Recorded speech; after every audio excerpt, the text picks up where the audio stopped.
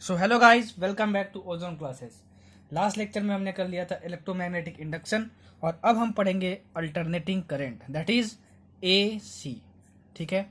अच्छा, इस चैप्टर के वेटेज की बात करें तो एटलीस्ट एक क्वेश्चन यहाँ से आएगा ही, एटलीस्ट वन क्वेश्चन यहाँ से पूछा ही जाएगा। ठीक है, और वो क्वेश्चन बहुत ज़्यादा इजी होगा। ठीक है, क्योंकि जो अल्टरनेटिंग करंट है उसमें समझने वाला ज़्यादा कुछ नहीं है। ठीक है, अगर आपकी मैथमेटिक्स अच्छी है, आपकी कैलकुलेशन अच्छी है, तो ये एक क्वेश्चन आपको बहुत इजी लगेगा। मतलब अल्टरनेटिंग करंट में बस फॉर्मूले समझ के चल जाओ, बस फॉर्मूले को समझ लो कि फॉर्मूला ये होता है और ये फॉर्मूला यहाँ पे अप्लाई करते हैं, तो अल्टरनेटिंग करंट का कोई भी क्वेश्चन बन जाएगा। मतलब कॉन्सेप्ट पॉइंट ऑफ व्यू से अल्टरनेटिव करंट मतलब एसी चैप्टर बहुत ही वीक है। ठीक है ना, मतलब अगर कॉन्सेप्ट अच्छे ना हो अल्टरनेटिव करंट में तभी आपसे क्वेश्चन बन जाते हैं।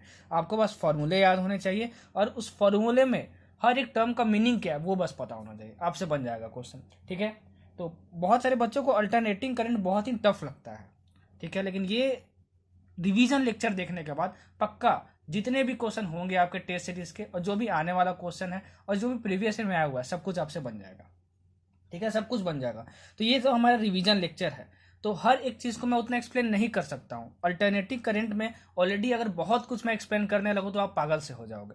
तो ये हमारा रिवीजन लेक्चर है, जितना जरूरी है और जिस तरीके से रिवीजन करने की ज़रूरत है सिर्फ उतना ही मैं कराऊंगा। ठीक है, कॉन्सेप्ट कुछ भी नहीं छोड़ूंगा। ये मैं सोचना कि सर मतलब सब कुछ कवर नहीं करवाएंगे क्या? अरे सब कुछ कवर करवाऊंगा, लेकिन रिवीजन आपको कैसे करना चाहिए और क्या क्या याद रहना चाहिए बस उतना आपको बताऊंगा, फालतू का कुछ भी नहीं बताऊंगा। ठीक है, तो इसके बाद अल्टरनेटिव करंट का कोई भी क्वेश्चन होगा तो आपसे जरूर बनेगा, आप घबराओगे नहीं। ठीक है, आप घबराओगे नहीं। चलो, तो देखो अल्टरनेटिव करंट में एक क्वेश्चन आपसे पूछा जाता है और वीडियो की स्टार्टिंग में हमेशा मैं बताता हूं कि मेरी वीडियो को 480p रेजोल्यूशन में देखो। और दूसरी बात, अगर आपको आवाज़ कम आती हो तो आप ईयरफोन लगा के देखो। और प्लीज़ यार चैनल को ज़्यादा से ज़्यादा शेयर करो ताकि ये हमारे जो लेक्चर्स हैं वो ज़्यादा से ज़्यादा लोग तक पहुँच पाए और मैक्सिमम लोग इसका बेनिफिट उठा पाए। ठीक है, खैर 480p में इसलिए ताकि जो मैं लिखता हूँ वो आपको क्लियर दिखे। और फिर से बोल रहा हूँ, जो बोलता हूँ और जो लिखता हूँ दोनों के बेसिस पे नोट्स बना रिवाइज करना, तब जाके क्लियर होगा। और फिजिक्स को सीक्वेंस वाइज ही रिवाइज करना। अल्टरनेटिव करंट अगर अभी आप देख रहे हो तो याद रहे आपको करंट इलेक्ट्रिसिटी का पूरा क्लियर कट कॉन्सेप्ट होना चाहिए। करंट इलेक्ट्रिसिटी मैंने जो पढ़ाया है और जो कैपेसिटर पढ़ाया है, अगर वो आप लेक्चर देख चुके हो तभी अल्टरनेटिव करंट देखना। ठीक है, डायरेक्ट देख रहे हो और कुछ समझ में नहीं आएगा तो फिर वो आपका मिस्टेक होगा।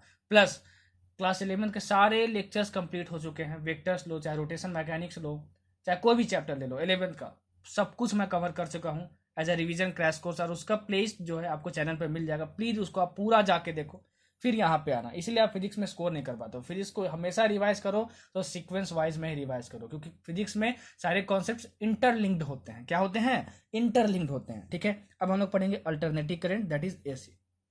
देखो alternative current that is AC, alternating मतलब होता है बदलते रहना। क्या? बदलते रहना। और करंट मतलब तो जानते हो करंट। ठीक है, तो अगर कोई करंट ऐसा हो I is equal to I not sine omega t, देखो तो आप देखोगे ये टी क्या है आपका, ये टाइम है।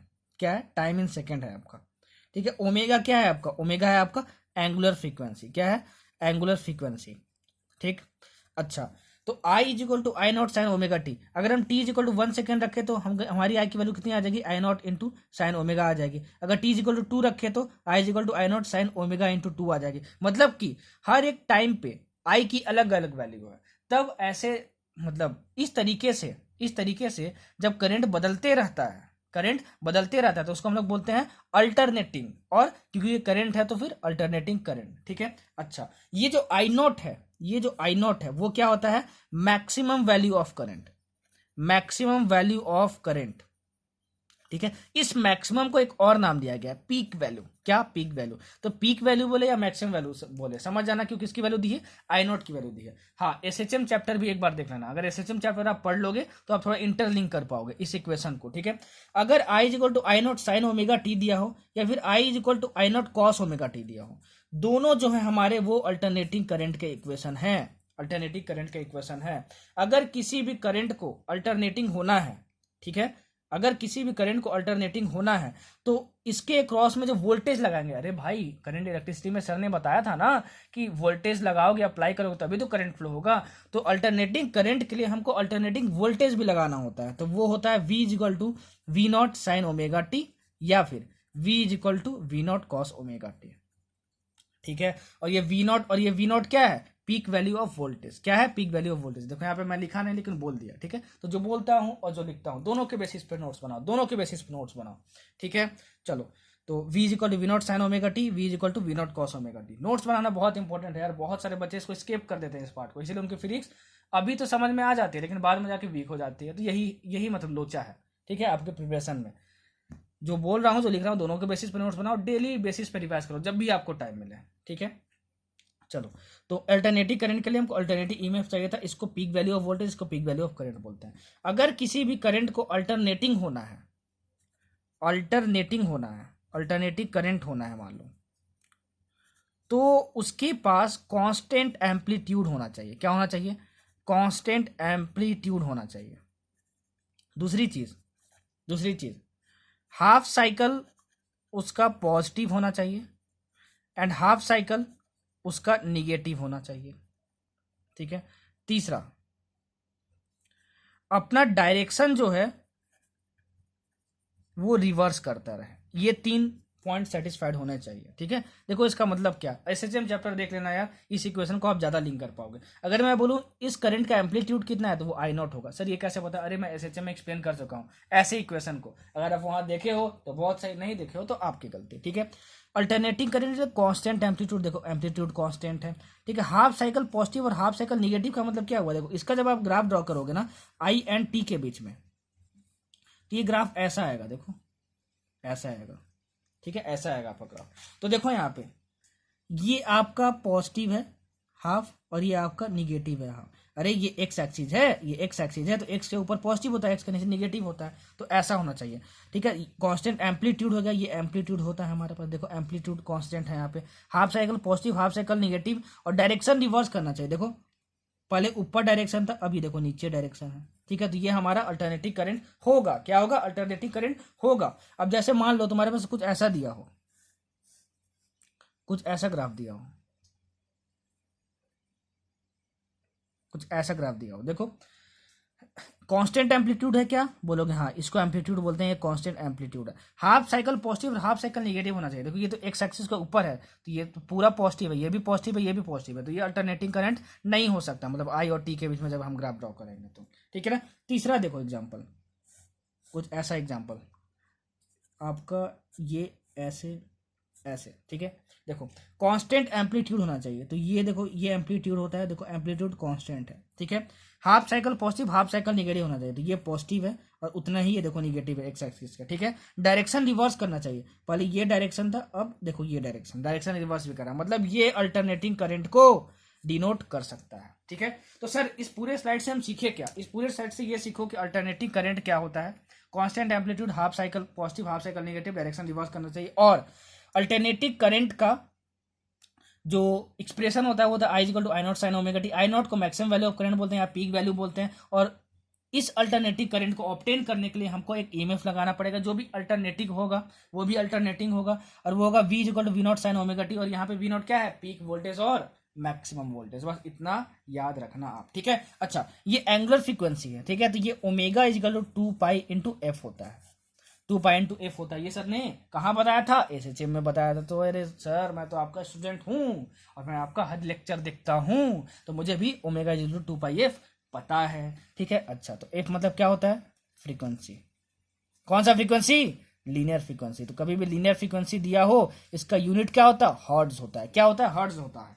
ठीक है, कभी भी लीनियर फ्रीक्वेंसी दिया हो और आपको एंगुलर फ्रीक्वेंसी निकालने को बोल दे तो ओमेगा इक्वल टू 2πf बोल सकते हो। क्या बोल सकते हो, 2πf बोल सकते हो। ठीक, जितना बोल रहा हूं बस उतना ही रिवाइज करना, उतना ही नोट्स बनाना। अल्टरनेटिव करके कोई भी क्वेश्चन बन जाएगा, कुछ भी फालतू का कॉन्सेप्ट नहीं पढ़ाऊंगा। जितना इंपॉर्टेंट है उतना ही पढ़ना है और जितना याद रखना उतना ही रिवीजन करना है। ठीक है, ऐसे पढ़ो फिजिक्स, मजा आ जाएगा। ठीक है, मजा आ जाएगा पूरा, फिजिक्स से मोहब्बत हो जाएगी भाई, सच बोल रहा हूँ। ठीक, अच्छा अब देखो I is equal to I not sine omega t होता है हमारे पास।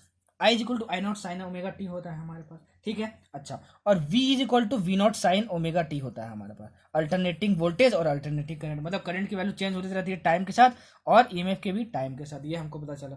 तो इस केस में हम लोग एवरेज वैल्यू, इस एवरेज वैल्यू को हम लोग मीन वैल्यू भी बोलते हैं। क्या बोलते हैं? मीन वैल्यू निकालते हैं, ठीक है। अरे भाई, अगर करंट कांस्टेंट होता तो हम बोल देते करंट आई फ्लो हो रहा है, लेकिन यहाँ पे तो हर टाइम के साथ करंट डिफर कर रहा है। टी इक्वल टू 1 पे करंट कुछ और, टी इक्वल टू 2 पे करंट कुछ और, वैसे ही वोल्टेज के लिए। तो हम लोग करंट की एवरेज वैल्यू या फिर मीन वैल्यू निकालते हैं। एवरेज वैल्यू को हम लोग मीन वैल्यू बोलते हैं, और उसको जो निकालने का तरीका होता है ना, वो होता है हमारे पास I average is equal to 0 to t by two, 0 to t by two I not sine omega t into d t, ठीक है, by 0 to t by two into d t. देखो, ये जो I not sine omega t है, मैं इसके लिए लिखा हूं ये करंट। ये अगर ये एक्सप्रेशन दिया हो तो, अगर मान लो एक्सप्रेशन कुछ और दिया हो तो आई एवरेज जो है वो हम लोग निकालते हैं। I average is equal to 0 to t by two into I d t by 0 to t by two into d t. ये कॉमन एक्सप्रेशन होता है, ठीक है। मान लो तुमको दिया हुआ है I is equal to I naught cos omega T, ठीक है, तो तुम यहाँ क्या रखोगे? आई की जगह I naught cos omega T, ठीक है। लेकिन जनरली आपको क्वेश्चन में I is equal to I not sine omega T given होगा, तो इस आई की जगह मैंने ये लिखा है। और इसकी जो वैल्यू आती है वो आती है हमारे पास 2 आई नॉट बाई पाई। कितनी आती है? 2 आई नॉट बाई पाई। बहुत ज्यादा इंपॉर्टेंट, 2 आई नॉट बाई पाई आती है। याद रखना, ये जो एवरेज और मीन वैल्यू है अल्टरनेटिव करंट के लिए पॉजिटिव हाफ साइकिल के लिए निकाला गया है, पॉजिटिव हाफ साइकिल के लिए निकाला गया है, ठीक है। तो पॉजिटिव हाफ साइकिल के लिए 2 I not by pi value होती है, और निगेटिव हाफ साइकिल के लिए यही जो वैल्यू होती है वो कितनी होती है? -2 I not by pi. Sir ये क्या क्या बोल दिए? Positive half cycle, negative half cycle. अरे भाई, I is equal to I not sine omega T के लिए सर ने क्या बताया कि आई और टी के बीच में ग्राफ ऐसा बनेगा। तो देखो, ये टी एक्सिस है, मतलब एक्स एक्सिस है, इसके ऊपर ये पॉजिटिव हाफ कहलाता है और ये नेगेटिव हाफ कहलाता है।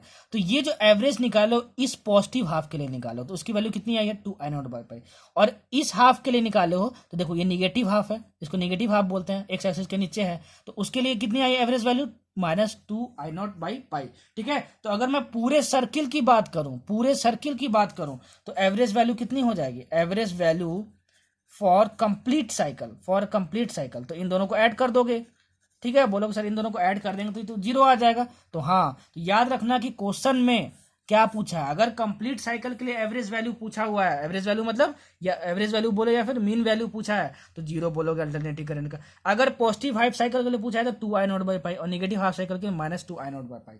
अगर तुमको I equal to I not sine omega T दिया है, तो अगर I equal to I naught cos omega T दिया है, तो यहाँ पे I naught cos omega T निकालना, ठीक है, लिखना है यहाँ पे I naught cos omega T लिखना, और फिर से वैल्यू सब फाइंड कर लेना। ये आपका जनरल फॉर्मूला है, ठीक है। ये ज्यादा आपको यूज नहीं आएगा। और यहाँ पे जो टी है ना, वो टी है टाइम पीरियड। क्या है? टी टाइम पीरियड, ठीक है। तो सर हमको याद क्या रखना? आपको याद रखना है कि I is equal to I not sine omega T के लिए जो हमारे पास एवरेज या मीन वैल्यू होती है वो कितनी होती है? 2 आई नॉट बाई पाई होती है। तुमको I is equal to I not sine omega T दिया रहेगा तो तुमसे पूछेगा बताओ average value over positive half cycle कितना होगा, तो आप बोलोगे 2 इंटू आई नॉट, यहाँ से लिख लेना आई नॉट बाई पाई। बस यही वैल्यू फाइंड करनी है, और कुछ भी नहीं फाइंड करना है, बस यही वैल्यू फाइंड करनी है, ठीक है। बस यही वैल्यू फाइंड करनी है। अगर मैं इसका एवरेज या मीन वैल्यू निकालूं, ये तो करंट के लिए निकाल लें, अगर इसका एवरेज और मीन वैल्यू निकालूं तो ये आता है आपका 2 वी नॉट बाई पाई। कितना आता है? 2 वी नॉट बाई पाई। ये क्या आता है आपका? V average. क्या आता है? V average over positive half cycle, over positive half cycle, ये आता है हमारा, ठीक है। अच्छा, मतलब कि अगर तुमसे बोला जाए कि v is equal to V not sine omega T के लिए बताओ कि मीन वैल्यू कितनी होगी ओवर पॉजिटिव हाफ साइकिल, ठीक है, तो कितना बोलोगे? 2 V not by pi. V nought क्या है? देखो ये वी नॉट पीक वोल्टेज, ठीक है, पीक वोल्टेज। और निगेटिव हाफ के लिए क्या होगा? निगेटिव हाफ के लिए क्या होगा? -2 वी नॉट बाई पाई होगा। और कंप्लीट सर्किल के लिए क्या होगा? 0 होगा। याद रखना, बोलता बहुत कुछ हूँ, लिखता थोड़ा कम हूँ, ठीक है ना। तो जितना बोलता हूँ और जितना लिखता हूँ दोनों के बेसिस पे नोट्स बनाना। सुन तो सकते हो ना भाई, इस भगवान ने सबको कान दिया है। क्या दिया है? कान दिया है, तो सुनो और लिखो, ठीक है, ज़्यादा एकदम आलसी मत बनना, लिखना सीखो, जितना लिखोगे उतना ज़्यादा चीज़ें क्लियर होंगी। ठीक है, तो एवरेज वैल्यू फाइंड करते हैं और मीन वैल्यू फाइंड करते हैं। दूसरी जो हम लोग वैल्यू फाइंड करते हैं वो हम लोग फाइंड करते हैं आरएमएस वैल्यू। क्या फाइंड करते हैं? RMS value. आरएमएस को बोलते हैं रूट मीन स्क्वायर। अगर आप थर्मोडायनेमिक्स का मेरा चैप्टर देखे होगे तो ये जानते होगे। क्या फाइंड करते हैं? RMS value. आरएमएस वैल्यू, अगर तुम्हारे पास आई आरएमएस तुमको निकालना हो, तुमको आई आरएमएस निकालना हो, ठीक है ना, तो तुम क्या करोगे? Integration of 0 to t I square D t by integration of 0 to t into d T और इसका पावर 1/2, मतलब पूरे का अंडर रूट। ये आई आरएमएस निकालने का जनरल फॉर्मूला होता है। क्या होता है? जनरल फॉर्मूला होता है।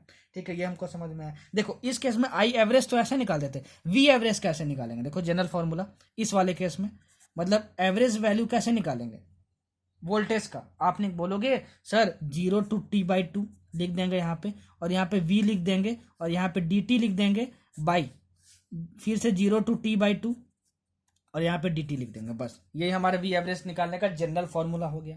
ठीक है, तो ये दोनों याद नहीं रखना, चाहो तो आप याद रख सकते हो। एक क्वेश्चन आया है अभी तक इस पे नेट में, ठीक है ना, इसका यूज करने के लिए। ठीक है, मैं आपको क्वेश्चन करवा के बता दूंगा, लेकिन आपको याद क्या रखना था ये मैंने बता दिया, 2i0/π वाला कॉन्सेप्ट। वैसे आरएमएस वैल्यू कैसे निकालते हैं? आई आरएमएस ऐसे निकालते हैं। अगर तुमको वी आरएमएस निकालना होगा, अगर तुमको वी आरएमएस निकालना होगा, मतलब RMS value of voltage, V क्या है? वोल्टेज। तो आप क्या बोलोगे? सर 0 to t लिखेंगे यहाँ पे, आई के जगह बस v लिख देना है, तो v स्क्वायर हो गया, ये dt हो गया, v स्क्वायर dt हो गया, बाई 0 to t हो गया, यहाँ पे dt हो गया, का होल पावर कितना हो गया? 1/2। कितना? 1/2। उप्स, तो ये हो गया आपका होल का पावर 1/2। ठीक है, तो 0 to 2 v स्क्वायर, आई के जगह बस v रख देना, ठीक है, और 0 to 2 dt 1/2, ये हो गया हमारा। अच्छा, अगर मान लो आपको एक्सप्रेशन ऐसा कुछ दिया हो, I is equal to I not sine omega T, ठीक है, और v is equal to V not sine omega T. ठीक है, तो इसके लिए जो आई आरएमएस की वैल्यू आती है वो आती है I0/√2।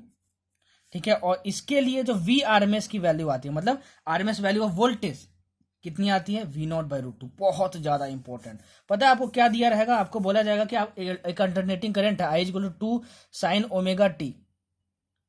ठीक है, अब बताओ कि इसका आरएमएस वैल्यू कितना होगा, मतलब आरएमएस वैल्यू ऑफ करंट कितना होगा? तो आप बोलोगे सर इतना इजी आएगा, मतलब आरएमएस वैल्यू ऑफ करंट तो मतलब I RMS is equal to I0/√2। I0 क्या होता है? ये होता है तो साइन के साथ है, तो साइन के साथ क्या है? 2 लगा हुआ है, तो 2/√2। तो ये आई आरएमएस की वैल्यू होगी, मतलब आरएमएस वैल्यू ऑफ करंट हो गई। तो हाँ भाई, नीट में ऐसा ही क्वेश्चन पूछा हुआ है, एम्स में भी पूछा हुआ है बहुत बार। तो ध्यान रखना कि आई आरएमएस क्या होता है, वी आरएमएस क्या होता है। ठीक है, आई आरएमएस क्या होता है, वी आरएमएस क्या होता है। अच्छा, अब सुनो, इतना तो हमको समझ में आ गया। अगर कभी भी क्वेश्चन में ठीक है कुछ भी मेंशन्ड ना हो, मतलब करंट को लेके, करंट और वोल्टेज के लेके, ठीक है, करंट और वोल्टेज को लेकर कुछ भी मेंशन ना हो। मेंशन मतलब क्या? मतलब कि अगर कोई आपको सर्किट दिया हो एसी का, देखो जो बोल रहा हूँ सब लिखते जाना, ठीक है ना, जो भी सर्किट दिया हो एसी का, उसमें ये ना बताया हो कि करंट का आपको पीक वोल्टेज I0 क्या होता था? पीक करंट होता था, और पीक वोल्टेज क्या होता था? V0 होता था। करंट और कुछ और क्या होता है? आई एवरेज होता है। और वोल्टेज और कैसा होता है? वी एवरेज होता है।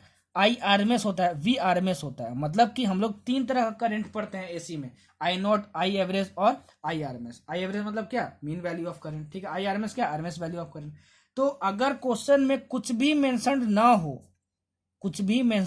हो, ठीक है, कि कौन से करंट की बात कर रहा है, मतलब आपको बस करंट की वैल्यू दे दी जाए, तो समझ जाना कि वो आई आरएमएस दिया हुआ है और वोल्टेज के लिए वी आरएमएस दिया हुआ है। मतलब आपको अगर क्वेश्चन में किसी भी एसी सर्किट में करंट और वोल्टेज की वैल्यू गिवन हो, ठीक है ना, करंट और वोल्टेज की डायरेक्ट वैल्यू गिवन हो, तो समझ जाना कि आई आरएमएस और वी आरएमएस दिया। अगर क्वेश्चन में मेंशन ना किया हो तो, अगर क्वेश्चन में मेंशन कर दिया कि पीक वोल्टेज ऑफ करंट कितना है, 2 एम्पियर है, तब क्या होगा? तब तो बोल दिया कि पीक वोल्टेज है, तो मतलब कि I0 की वैल्यू होगी। लेकिन अगर करंट के बारे में कुछ नहीं बोला है, बस बोल दिया कि करंट और वोल्टेज की वैल्यू इतना है, तो समझ जाना कि करंट वो IRMS है, वोल्टेज वो VRMS। बहुत बहुत ज्यादा इंपॉर्टेंट पॉइंट, नोट कर लेना भाई, नोट कर लेना, बहुत इंपॉर्टेंट है।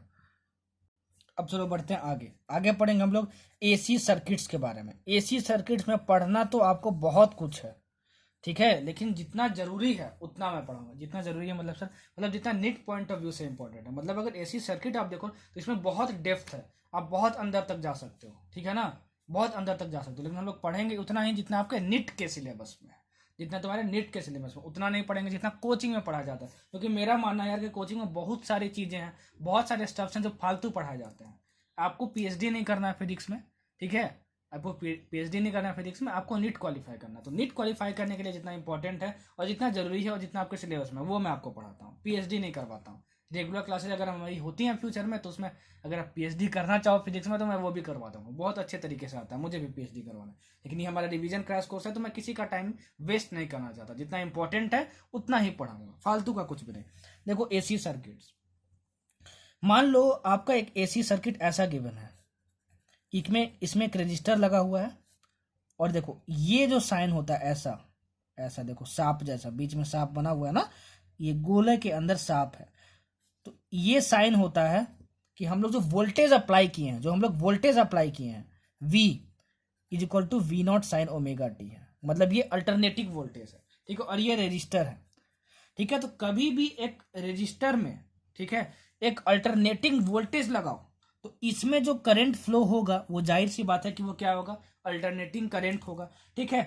तो उस करंट का जो इक्वेशन होता है वो होता है I is equal to I0 sine omega t, ये होता है, ठीक है। इसका मतलब कि देखो दोनों के बीच में फेज डिफरेंस फाइंड करो, तो फेज डिफरेंस सर कैसे फाइंड करते हैं, साइन के साथ जो होता है वो फेज होता है, साइन के जो साथ होता है वो फेज होता है। तो फेज डिफरेंस फाइंड करोगे तो इन दोनों के बीच में फेज डिफरेंस क्या आएगा, 0 आएगा। इसका मतलब क्या कि करंट और वोल्टेज, करंट एंड वोल्टेज दोनों सेम फेज में हैं, दोनों सेम फेज में। बहुत बहुत बहुत ज्यादा इंपॉर्टेंट पॉइंट।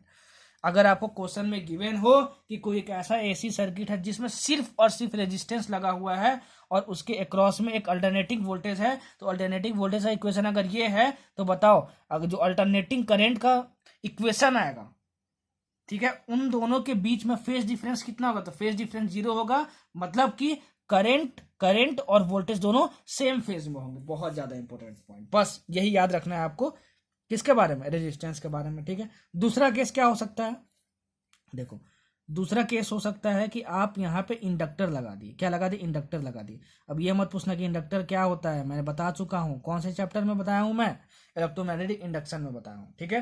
अच्छा ये हमका समझ में आया, ठीक है। तो यहाँ पे हम कितना लगाए, V is equal to V0 sine omega t लगाया, तो जाहिर सी बात है इसमें एक अल्टरनेटिंग करंट आएगा, तो उस करंट का जो इक्वेशन होगा ना वो आएगा I is equal to I not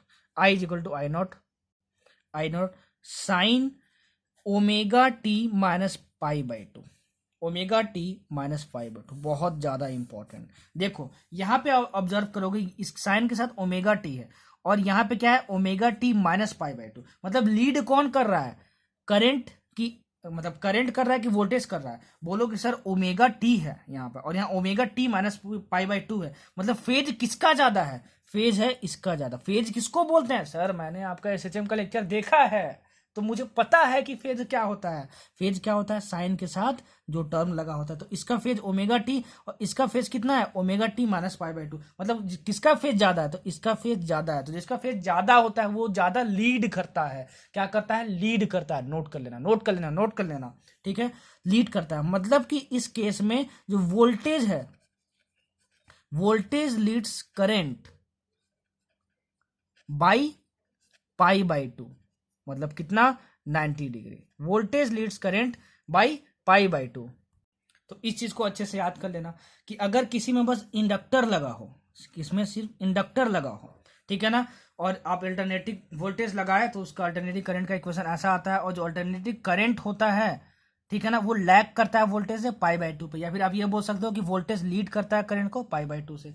अरे भाई अगर ये पाई बाई टू कम है तो ये तो लैग कर रहा हो, लैग मतलब पीछे हो रहा है वोल्टेज से पाई बाई टू से, आप ये बोलो फिर, या फिर ये बोल सकते हो कि जो वोल्टेज है वो लीड कर रहा है करंट को पाई बाई टू से, ठीक है। अच्छा ये दूसरा केस था, ठीक है। तीसरा केस भी यहीं बता दूं क्या, नहीं नहीं, तीसरा केस दूसरे स्लाइड में मैं बताता हूँ, तीसरा केस देखो, हो सकता है कि एक कैपेसिटर बस लगा हो, सिर्फ कैपेसिटर। देखो सब अलग अलग लगा हुआ है, इसमें बस कैपेसिटर लगा है। इसमें हम लगाए V equal to V not sine omega T. ठीक है, तो जो हमारा इसमें जो करंट फ्लो होता है ये कैपेसिटर है। क्या है? कैपेसिटर है। ठीक है, इसमें जो करंट फ्लो होता है वो होता है I equal to I not sine omega t plus pi by two. अब देखो आप ये देख के आप खुद बताओ कि देखो आपको क्या दिखा यहाँ पे, फेज ये है इसका, फेज ये है इसका, तो फेज किसका ज्यादा है? करंट का ज्यादा है। तो यहाँ पे करंट लीड कर रहा है, current leads voltage by, current leads voltage by कितना?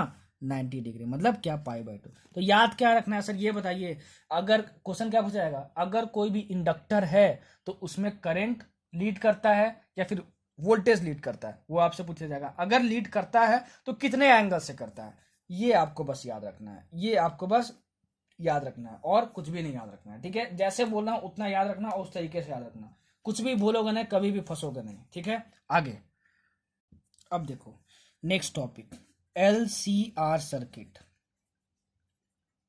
LCR सर्किट बहुत ज़्यादा इंपॉर्टेंट है, अच्छे से समझना। अगर AC से क्वेश्चन आता है निट में तो 95% चांस है कि LCR सर्किट से क्वेश्चन आएगा। कहाँ से क्वेश्चन आएगा?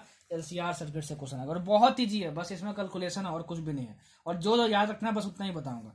देखो, और LCR सर्किट भी बस सीरीज में पढ़ना है आपको, सीरीज में पढ़ना है। ठीक है, देखो L मतलब होता है इंडक्टर लगा हुआ है, C मतलब होता है कैपेसिटर लगा हुआ है, और जो R होता है वो मतलब रेजिस्टर लगा हुआ है। ठीक है, और तीनों क्या लगा? सीरीज में। तो लगा देते हैं सीरीज में। देखो इंडक्टर लगा दिए, कैपेसिटर लगा दिए, और देखो ये लगा दिए, और इसको अक्रॉस क्या किसका लगा दिए? V equal to V not sine omega T के क्रॉस में लगा दिए, अल्टरनेटिंग वोल्टेज। तो इसमें एक अल्टरनेटिंग करंट आएगा I।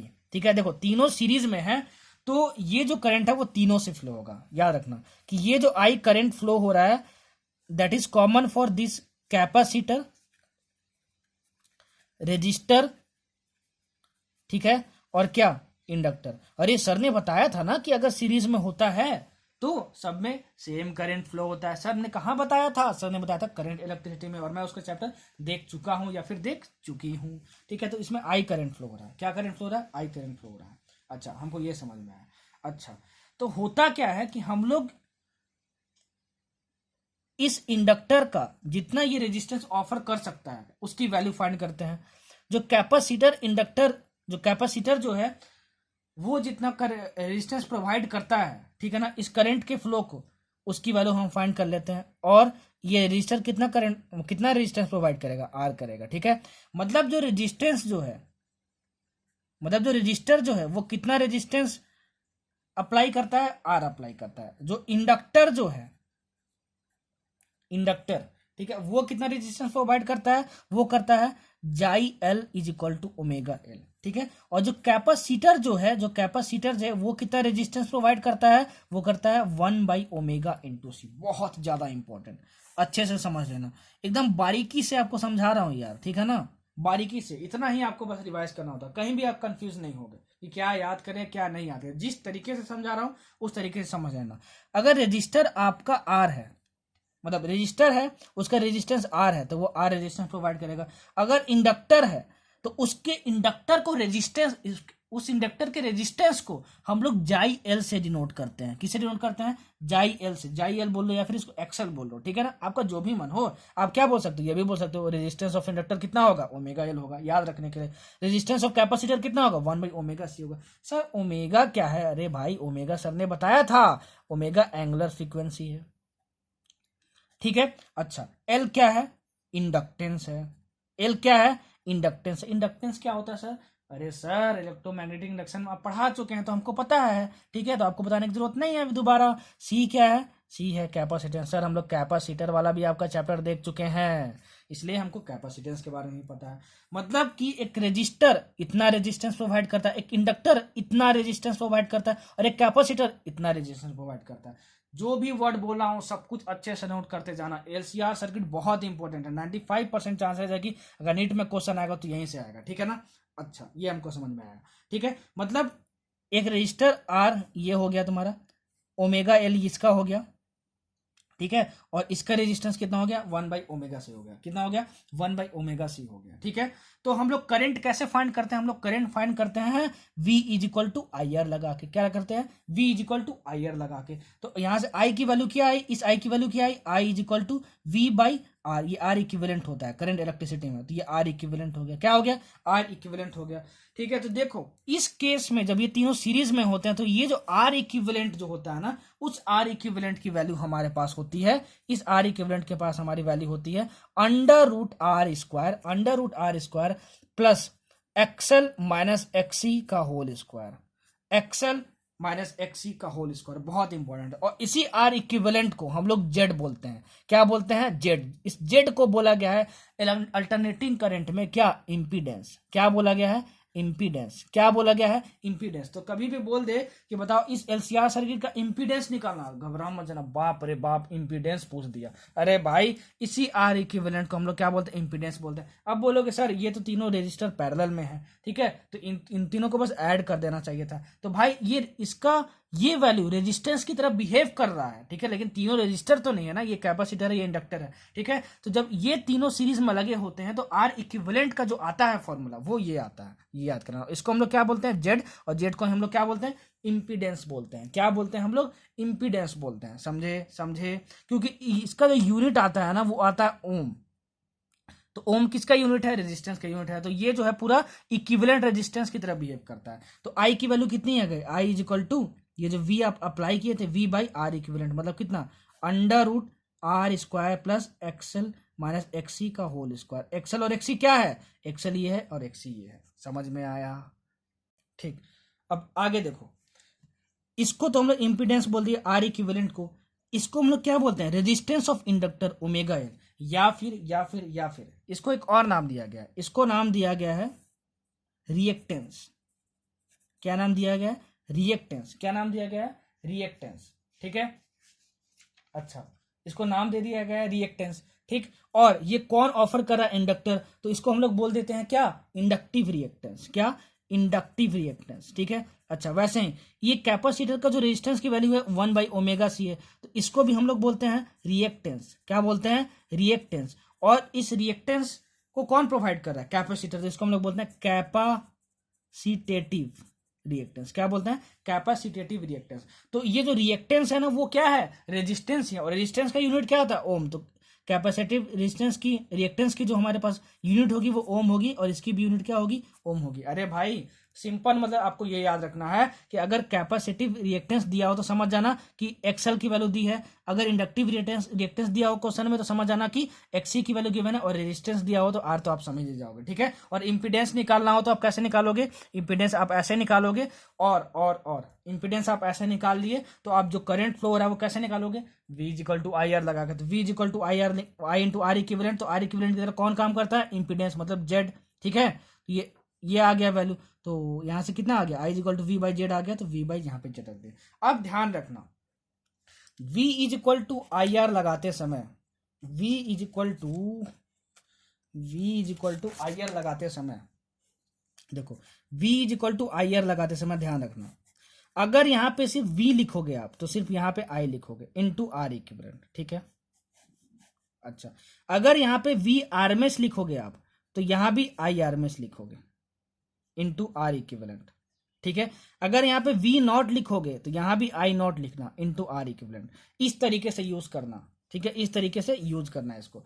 मतलब क्या कि आर इक्विवेलेंट तो हर केस में आपको निकालना होगा, लेकिन अगर आप यहाँ पे वोल्टेज का आरएमएस वैल्यू लिखोगे तो यहाँ पे अल्टरनेटिंग करंट का आरएमएस वैल्यू लिखना। अगर यहाँ पे पीक वोल्टेज रखोगे, V0 पीक वोल्टेज होता था, तो यहाँ पे आई का भी पीक वोल्टेज, पीक करंट रखना, ठीक है ना, पीक करंट रखना, पीक वैल्यू रखना। तो V0 is equal to I not R equivalent, VRMS is equal to IRS। आपको किसी चीज की जरूरत हो, मान लो आपको VRMS दिया हो, आर इक्विवेलेंट दिया हो, तो आप बोलोगे सर हम V is equal to IR कैसे लगाए, तो हम बोलेंगे कि हमको IRMS की जरूरत है ना, तो हम RMS वाला इक्वेशन यूज करेंगे। मतलब VRMS लिखे तो यहाँ पे IRMS लिखेंगे, और आर इक्विवेलेंट तो देखो तीनों केस में लिखते थे। तो VRMS दिया, आर इक्विवेलेंट आप निकाल लोगे क्वेश्चन से, और IRMS आपको मिल जाएगा, ठीक है। आपको मान लो पीक करंट पूछा हुआ है, और मान लो आपको ये दिया हुआ है V0, ये पीक वोल्टेज कितना, और आर इक्विवेलेंट आप निकाल सकते हो, तो आप ये वाला इक्वेशन अप्लाई कर लेना, ठीक है। और अगर कुछ ना दिया हो, आपसे पूछा जाए कि बताओ आई की वैल्यू इतनी है आपके पास अल्टरनेटिव करंट की, तो बताओ अल्टरनेटिव वोल्टेज से कितनी वैल्यू होगी, तो आर इक्विवेलेंट आपको दिया रहेगा, ठीक है, और ये क्वेश्चन लगा के निकालना है। ठीक है, तो मतलब सिखाने का मतलब ये क्या था ना कि V के साथ RMS लगाओगे तो I के साथ भी RMS लगाना, V की जगह नॉट लगाओगे मतलब पीक वोल्टेज लिखोगे तो यहाँ पे पीक करंट लिखना। ठीक है, तो ये मुझे यहाँ पर सिखाना था। ठीक है, अब देखो I is equal to V/R equivalent आया था हमारा पिछले स्लाइड में। ठीक है, ये I क्या है, यहाँ पे I है current at any time t, current जो फ्लो हो रहा था किसी टाइम t पे। ठीक है ना, I था आपका। तो R इक्विवेलेंट तो आप निकाल लिए, R इक्विवेलेंट को हम लोग और किससे डिनोट करते हैं, Z से डिनोट करते हैं, इंपीडेंस से।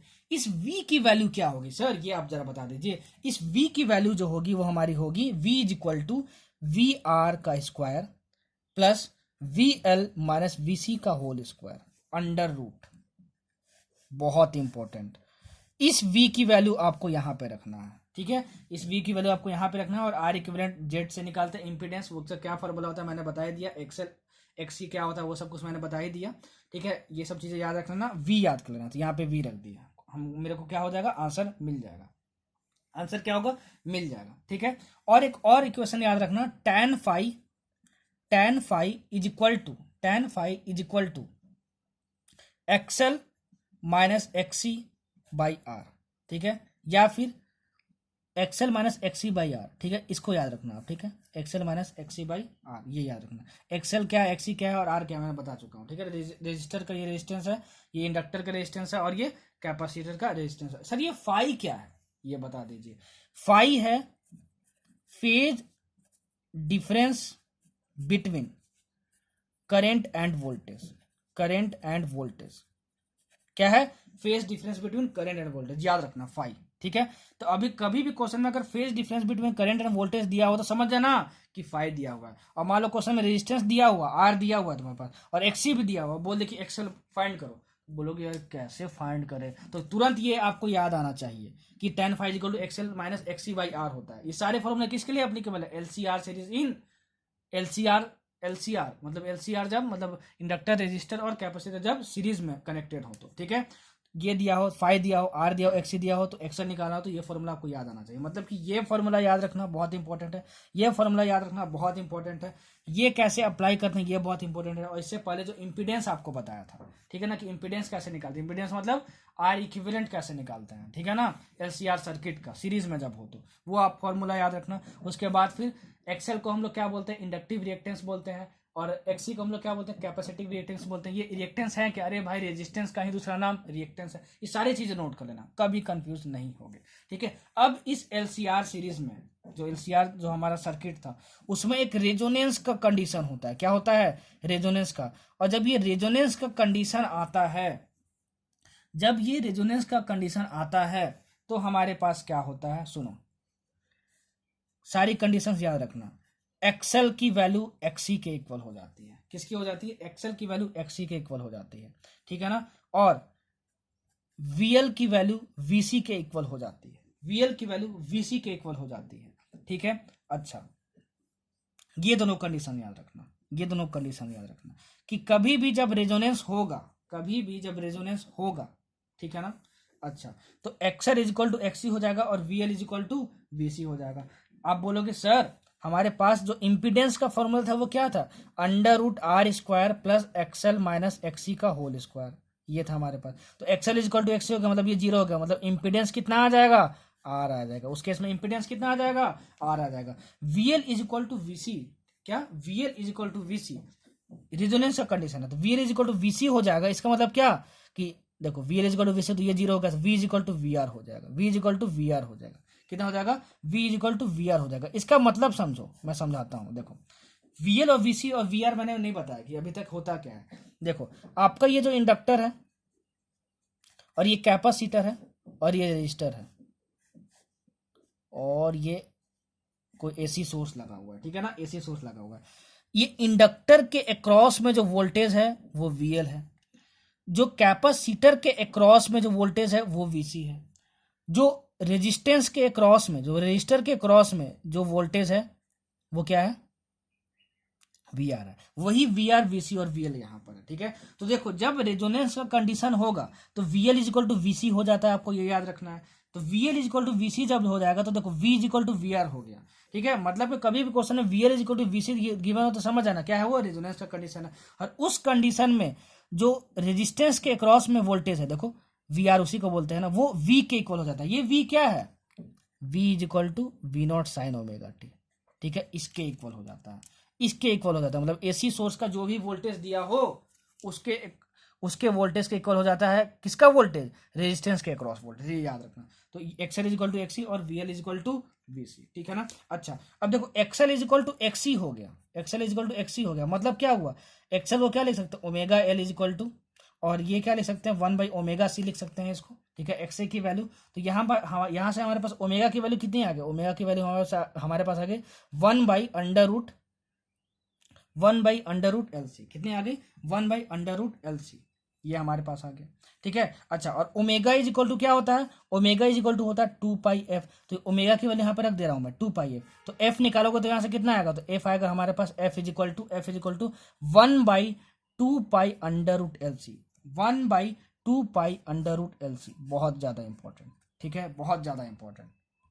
और इस ऑसिलेशन को, मतलब इस फ्रीक्वेंसी को, ठीक है ना, हम लोग बोलते हैं फ्रीक्वेंसी ऑफ LC ऑसिलेशंस। क्या बोलते हैं, फ्रीक्वेंसी ऑफ LC ऑसिलेशंस। मतलब कभी भी क्वेश्चन में अगर आपको दिया हो कि LC ऑसिलेशंस हो रहे हैं और इंडक्टेंस L की वैल्यू इतनी है, कैपेसिटेंस की वैल्यू इतनी है, तो बताओ फ्रीक्वेंसी ऑफ LC ऑसिलेशंस क्या होगा, तो आप बोलोगे ये होगा, क्या बोलोगे, ये होगा, ठीक है। रेजोनेंस का दो कंडीशन दोनों याद रखना, XL इक्वल टू XC और VL इक्वल टू VC, दोनों ये रेजोनेंस का कंडीशन है। और जब ये होता है तो इंपीडेंस की वैल्यू R के इक्वल हो जाती है, मतलब सिर्फ रेजिस्टेंस के इक्वल हो जाती है, और जो वोल्टेज अक्रॉस रजिस्टर है वो अप्लाइड वोल्टेज के इक्वल हो जाता है। बहुत इंपॉर्टेंट, ठीक है, इतनी चीजें आप याद रखना, ठीक है, इतनी चीजें याद रख लोगे तो LCR का कोई भी क्वेश्चन आपसे बन जाएगा, LCR का कोई भी क्वेश्चन आपसे बन जाएगा, ठीक है। अच्छा, अब देखो जो ये LCR सीरीज है ना, मतलब LCR जो सर्किट है ना, ये जो आपका LCR सर्किट है वो कम्युनिकेशन पर्पज में यूज किया जाता है, कम्युनिकेशन पर्पज में यूज किया जाता है। मतलब क्या, बतियाने के लिए, क्या, बतियाने के लिए, मतलब बात करने के लिए, ठीक है। LCR सर्किट कम्युनिकेशन पर्पज के लिए यूज किया जाता है, ठीक है, ये हमको समझ में आया, ठीक है। कौन सा LCR सर्किट कम्युनिकेशन पर्पज के लिए बेस्ट होगा, वो डिपेंड करता है क्वालिटी फैक्टर पे, किस पे, क्वालिटी फैक्टर पे। और ये क्वालिटी फैक्टर को हम लोग Q से डिनोट करते हैं, और इसकी जो वैल्यू होती है हमारे पास वो होती है 1/R अंडर रूट L/C। जितना ज्यादा क्वालिटी फैक्टर Q होगा उतना ही बेस्ट कम्युनिकेशन पॉसिबल होगा। इंपॉर्टेंट है, याद रखना। कभी कभी क्वेश्चन में दे दिया कि देखो ये आपका LCR सर्किट है, R की वैल्यू इतनी है, L की वैल्यू इतनी है, C की वैल्यू इतनी है, ठीक है, तो बताओ क्वालिटी फैक्टर की वैल्यू कितनी होगी, तो इतनी होगी। और जिसकी क्वालिटी फैक्टर जितनी ज्यादा होगी वो LCR सर्किट उतना ही अच्छा बेस्ट कम्युनिकेशन पर्पस के लिए यूज किया जा सकता है। बहुत इंपॉर्टेंट, बहुत इंपॉर्टेंट, बहुत इंपॉर्टेंट, याद कर लेना, ठीक है। अच्छा, अब देखो XL इज इक्वल टू आपके पास ओमेगा L था और XC is equal to 1 by omega C था। तो अगर ओमेगा is equal to 2 pi f लिखो आप, 2 पाई f मतलब फ्रीक्वेंसी के टर्म में, तो 2 पाई FL आ गया और ये आ गया 1 बाई 2 पाई FC, ठीक है। तो आप यहाँ पे देखोगे कि अगर XL और ओमेगा के F के बीच में ग्राफ ड्रॉ करो, इसके लिए देखो X रिएक्टेंस और F के बीच में ग्राफ ड्रॉ करो, तो इसके लिए देखो XL is proportional to F है, तो ये आपका कैसा आएगा, स्ट्रेट लाइन आएगा, देखो। और ये कैपेसिटर के लिए होता है XC, ठीक है ना, XC कैपेसिटर के लिए होता है, तो X और F के बीच में ग्राफ ड्रॉ करो, तो देखो ये हाइपरबोलिक आएगा, मतलब ऐसा आएगा, ठीक है। तो कभी भी रिएक्टेंस और फ्रीक्वेंसी के बीच में ऐसा ग्राफ दिया हो तो समझ जाना ये कैपेसिटर है, और ऐसा स्ट्रेट लाइन दिया हो तो वो क्या है, इंडक्टर है, ठीक है। और कैसे होता है मैंने एक्सप्लेनेशन यहाँ पे दे दिया, ये रटने की जरूरत नहीं है, समझ लेना इतना, जहां पे जितना समझाने की जरूरत है उतना जरूर समझाता हूं बच्चों, समझ में आया, ठीक है। अच्छा, अब ये हमारे पास LCR सर्किट था, क्या था, LCR सर्किट था, ठीक है ना। अच्छा, तो LCR जो सीरीज सर्किट था, सर आपने करंट में बताया था कि हमारे पास रेजिस्टर होता है तो वहाँ पे पावर डिसिपेट होता है, तो सर क्या ये LCR सर्किट है तो उसमें पावर डिसिपेट नहीं होगा क्या, मैं बोलूँगा हाँ होगा, हाँ होगा, तो सर प्लीज़ उसकी वैल्यू बता दीजिए कि उसकी वैल्यू कितनी होगी, तो मैं बोलूँगा कि लो बच्चों इसकी वैल्यू इतनी होगी। एवरेज पावर डिसिपेशन इन LCR सर्किट, ठीक है, इन LCR सर्किट, इसकी जो वैल्यू होगी एवरेज पावर डिसिपेशन की वो होगी P is equal to V RMS into I RMS into cos phi, ये क्या होगा, एवरेज पावर होगा, average power dissipation in LCR circuit, जब एलसीआर सीरीज में हो तब। अब देखो, बोलोगे सर क्या इसको हम लोग पीक वोल्टेज और पीक करंट के फॉर्म में लिख सकते हैं? बोलोगे हाँ लिख सकते हैं, मैं बोलूंगा लिख सकते हो, मैं बोलूंगा लिख के दिखाओ तो बच्चों, तो आप बोलोगे भाई हम तो आप ही के स्टूडेंट हैं, बहुत तेज हैं सर, आपने जो भी पढ़ाया सब कुछ हमको समझ में आया। तो वी आर एम एस की जो वैल्यू होती है वो हमारे पास होती है V0/√2, सर आपने ही बताया था। और जो आई आर एम एस की वैल्यू होती है वो I0/√2 होती है। हम यहाँ पे रख देंगे तो हमको क्या मिल जाएगा, V0I0/2, √2 इंटू √2 कितना हो जाएगा, 2 हो जाएगा, यहाँ पुट करके देख लेना, इंटू कॉस फाई। ठीक है, तो एवरेज पावर डिसिपेशन का ये भी फॉर्मूला हो सकता है, तो आप ये याद रखना, वहां से ये निकाल सकते हो। V0 क्या है, पीक वोल्टेज, I0 क्या है, पीक करंट। ठीक है सर, फाई क्या है, अरे फाई सर तो आप बता ही चुके हैं, फाई क्या होता है, phase difference between current end voltage, ठीक है, बिटवीन करंट एंड वोल्टेज। ठीक है, तो ये हमारा एवरेज पावर डिसिपेशन का फॉर्मूला। ठीक है, आगे देखो, पावर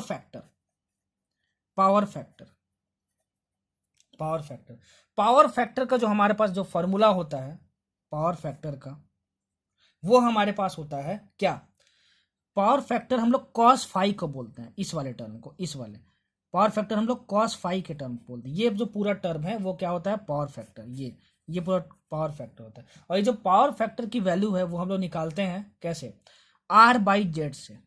अब ये मत पूछना कि आर क्या और जेड क्या, आर क्या है आपका रेजिस्टर का रेजिस्टेंस है, और जेड क्या है आपका इम्पीडेंस है, याद रखना। और इसी का एक और फॉर्मूला होता है, वो होता है VR/V। ठीक है, क्या होता है, VR/V। VR क्या है और V क्या है, अब मुझे बताने की जरूरत नहीं। बोलोगे सर VR आपने बताया था वोल्टेज ड्रॉप अक्रॉस रेजिस्टर, और V आपने बताया था जो नेट वोल्टेज का आपका जो फॉर्मूला था, सर ने बताया था हमें, क्या बताया था, V is equal to √VR² plus VL minus VC का होल स्क्वायर, ये सर ने बताया था V का फॉर्मूला। तो आप पावर फैक्टर ऐसे भी निकाल सकते हो, तो याद रखना पावर फैक्टर कैसे निकालते हैं, R/Z से या फिर VR/V से। VR/V क्या है, RZ क्या है, सब मैंने बोल के बता दिया और लिख के भी पिछले स्लाइड्स में बता दिया। ठीक है, तो ये पावर फैक्टर के बारे में आप याद रखना, अब देखो चोक कॉइल क्या होता है। देखो चोक कॉइल आपके सिलेबस में इसलिए बता दे रहा हूँ, और जो पॉइंट आपको इंपॉर्टेंट है वो बस लिखवा दे रहा हूँ आपको। ठीक है ना, चोक कॉइल क्या होता है, आपको चोक कॉइल जो है ना वो एक कॉपर का कॉइल होता है। क्या होता है, एक कॉपर का कॉइल होता है, ये याद रखना, जो कि यूज किया जाता है किसी भी एसी सर्किट में करंट को रिड्यूस करने के लिए, देखो कितना कुछ बोल के बता दिया और उसको वर्ड्स में लिख भी दिया हूं। ठीक है, तो अपने लैंग्वेज में आप भी नोट्स बना लेना। ठीक है, मतलब चोक कॉइल जो है वो एक कॉपर कॉइल होता है, एसी सर्किट में करंट को रिड्यूस करने के लिए यूज किया जाता है।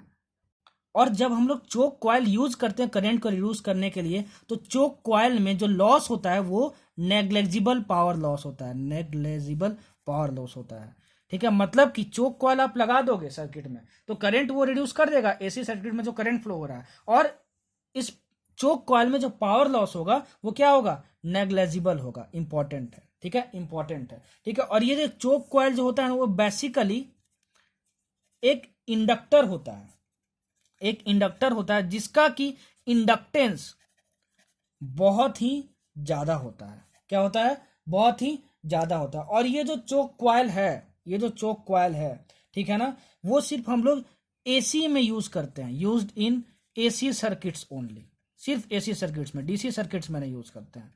सर ये डीसी सर्किट क्या होता है, अरे डीसी सर्किट जिसमें मतलब डायरेक्ट करंट सर्किट मतलब क्या, इतना समझ लो, जब करंट की वैल्यू कांस्टेंट होती है किसी सर्किट में तो हम लोग उसको बोलते हैं डायरेक्ट करंट फ्लो हो रहा है। ठीक है ना, जो कि हम लोग करंट इलेक्ट्रिसिटी में देखते थे, वहां करंट की वैल्यू क्या होती थी, कांस्टेंट होती थी, तो वो क्या है, डायरेक्ट करंट है। यहाँ पे अल्टरनेटिंग करंट मतलब करंट की वैल्यू चेंज हो रही है। तो चोक कॉइल जो है सिर्फ हम लोग एसी सर्किट में यूज करते हैं करंट को रिड्यूस करने के लिए, और चोक कॉइल में नेग्लिजिबल पावर लॉस होता है। बेसिकली ये इंडक्टर है जिसका हाई इंडक्टेंस होता है। और चोक कॉइल जो है it works on principle of wattless current. Sir wattless current क्या होता है, अभी समझने की कोई जरूरत नहीं, रिवीजन के तौर पे बस इतना याद करना कि चोक कॉइल क्या है, वो वॉटलेस करंट के प्रिंसिपल पे काम करता है। ठीक है, बस इतना थ्योरी आप पढ़ लिए, ठीक है, तो आपसे कोई भी क्वेश्चन बन जाएगा एसी का। बोलो कि सर कोचिंग के मटेरियल में तो पता नहीं इतना सारा बंडल दिया रहता है पूरा, और इतना सारी चीजें पढ़ा रहता है, ठीक, पढ़ना रहता है, आपने तो सर बस इतना ही बताया। तो देखो सिलेबस में जितना था मैंने बता दिया आपको। आप क्वेश्चन बनाओ, नहीं बनता है तो बोलो कि सर नहीं बन रहा है मुझसे। अरे भाई सब बनेगा, क्यों? क्योंकि सिलेबस में जितने भी कॉन्सेप्ट थे मैंने सब कुछ कवर कर दिया है, मैंने कुछ भी नहीं छोड़ा है, ठीक है। एक्चुअली आपको पता नहीं होता है कि नीट पॉइंट ऑफ व्यू के लिए हम क्या पढ़े और क्या हम छोड़ें, ठीक है। और ये कोचिंग वाले बताते नहीं हैं, क्यों? क्योंकि उनके पैकेज में सब कुछ दिया रहता है तो सब कुछ पढ़ा देते हैं, और लास्ट में फिर घाटा किसका होता है? तुम्हारा होता है। तो कोचिंग वाले क्या बोलते हैं इसमें? तेरा घाटा मेरा कुछ नहीं जाता, हमारे पास तो पैसा और पैसा ही सिर्फ आता, ठीक है। तो आप तो पैसा दे देते हो, उनको पैसा मिल जाता है, और घाटा किसका होता है? घाटा आपका होता है फिर, क्योंकि आपको लास्ट में पता ही नहीं होता है कि हम क्या पढ़े और क्या छोड़े। तो मैं आपको बता रहा हूँ क्या पढ़ना है और क्या छोड़ना है। तो मैं जितना आपको पढ़ाया हूँ उतना पढ़ के जाना ऑनेस्टली। और हाँ, अगर आपको एक्स्ट्रा पढ़ने की जरूरत फील होती है और आपके पास टाइम बचता है तो आप बेशक पढ़ो, मैं आपको एक्स्ट्रा पढ़ने के लिए मना नहीं कर रहा हूँ, लेकिन जो मैं पढ़ाया हूँ वो आपके सिलेबस में है, ठीक है। उतना आप पढ़ लोगे तो इनफ है, ठीक है। और इस इनफ को आप मोर देन इनफ बनाना चाहते हो तो इस इतना पढ़ लो एटलीस्ट, इतना समझ लो एटलीस्ट। उसके बाद अगर आपको एक्स्ट्रा स्टफ पढ़ने होंगे तो आप कोचिंग के मटेरियल रिफर कर सकते हो। आपको लगता हो कि अरे ये सब तो मुझे आता है, ठीक है, तो ये मुझे आता है, ये मैं आराम से पढ़ लिया, समझ लिया, और मेरे पास बहुत टाइम बचा हुआ है, अगर आपको ऐसा फील होता है तो ठीक है, तो कोचिंग का मटेरियल खोलो और एक्स्ट्रा चीज़ें जो दी हैं उसको पढ़ो। कौन रोका है? मैं कभी नहीं रोका हूँ। जितना नॉलेज ब्रेन में जाए तुम्हारे उतना आप ही के लिए फायदेमंद है, लेकिन इतना याद रखना कि मिनिमम कितना जाना चाहिए आपके दिमाग में। तो मिनिमम इतना जाना चाहिए, क्योंकि आप नीट की तैयारी कर रहे हो, ठीक है ना, नीट की आपको तैयारी कर रहे हो, तो नीट में एटलीस्ट जितना सिलेबस है और जितना आपको पढ़ना चाहिए तो उतना दिमाग में आपके जाना चाहिए, और उतना ही मैं आपके हर लेक्चर में कवर कर देता हूँ जो आपके सिलेबस में है, जो आपको कॉन्सेप्ट की जरूरत है और जो इनफ है आपकी प्रिपरेशन के लिए। कुछ भी छोड़ता नहीं हूँ, कॉन्सेप्ट वाइज सब कुछ कवर कर देता हूँ, ठीक है। तो होप कि आपको बहुत अच्छे से समझ में आया होगा सारा थ्योरी और क्वेश्चन। कुछ अच्छे अच्छे क्वेश्चन जो है वो मैं आपको लेके अभी सॉल्व करा के दिखा देता हूँ, ठीक है ना। ये कितने आसान क्वेश्चन आते हैं, बस कैलकुलेशन आता है उसमें और कुछ नहीं आता है, ठीक है। बाकी कुछ क्वेश्चन जो है एकदम क्या बोले, एकदम लुल्ली पूंजी लॉली टाइप के हैं, पूरा लॉलीपॉप टाइप के हैं, ठीक, एकदम हलवा टाइप के हैं, तो आप उसमें हलवा बना के खा जाना, ठीक है। मतलब होमवर्क है आपके लिए बाकी सारे क्वेश्चन, ठीक है ना। कुछ क्वेश्चन मैं करवा देता हूँ, बाकी सारे क्वेश्चन आप प्रीवियस ईयर के बनाना, आपसे बन जाएंगे, ठीक। चलो नीट 2016 का क्वेश्चन देखो, जो अच्छे अच्छे क्वेश्चन है वो मैं करवा देता हूँ। नीट 2016 का क्वेश्चन देखो। नीट 2016 के क्वेश्चन में क्या दिया हुआ था, अब मैं क्या बोलने वाला हूँ। सारे बच्चे क्वेश्चन बैंक खोल लेना, नीट 2016 का 16 क्वेश्चन है, जैसे ही मैं बोलूँ क्वेश्चन बैंक में ढूंढना नीट 2016 में कौन से क्वेश्चन की सर बात कर रहे हैं, और पूरे वर्ड्स को पढ़ना, उस क्वेश्चन को पढ़ लेना पूरा। उसके बाद मेरा अप्रोच देखना, सर कितना इजी तरीके से सॉल्व करते हैं और अपने कॉन्सेप्ट से कैसे रिलेट करते हैं। सीखो, फिजिक्स में जितना सीखोगे उतना बेहतर होगा, ठीक है। अच्छा, नीट 2016 क्वेश्चन देखो। क्वेश्चन क्या पूछा हुआ था, which combination should be selected for better tuning of an LCR circuit used for communication. मतलब एक एलसीआर सर्किट है, आपको क्वेश्चन में ये दिया था, इसको कम्युनिकेशन के लिए यूज करना है, ठीक है, कम्युनिकेशन के लिए यूज करना है, ठीक है। अच्छा, कम्युनिकेशन के लिए यूज करना है, तो कौन सा एलसीआर सर्किट बेस्ट होगा कम्युनिकेशन के लिए, ठीक है, बेस्ट होगा कम्युनिकेशन के लिए। आपसे ये पूछा गया था क्वेश्चन, ठीक है। क्वेश्चन पढ़ लो, नीट का क्वेश्चन मैं खोलना और वहां पे एग्जैक्ट क्वेश्चन पढ़ना। हालांकि मैं अपने वर्ड्स में एक्सप्लेन कर देता हूँ, लेकिन वर्ड्स को पढ़ोगे आप तो आपको ज्यादा क्लियर होगा क्वेश्चन। फिजिक्स ऐसे ही पढ़ी जाती है, फिजिक्स ऐसे ही पढ़ी जाती है, क्योंकि क्योंकि क्योंकि इसी से आपका फायदा होगा, ठीक है, इसी से आपका फायदा होगा, ठीक। तो आप बोलोगे सर आपने एलसीआर सर्किट में बताया था कि एलसीआर सर्किट कम्युनिकेशन के लिए यूज करते हैं, और बेस्ट एलसीआर सर्किट कौन सा होगा, जिसका क्वालिटी फैक्टर सबसे ज्यादा होगा। और इस क्वालिटी फैक्टर की सर आपने जो वैल्यू बताई थी वो कितनी बताई थी, 1/r√L/c,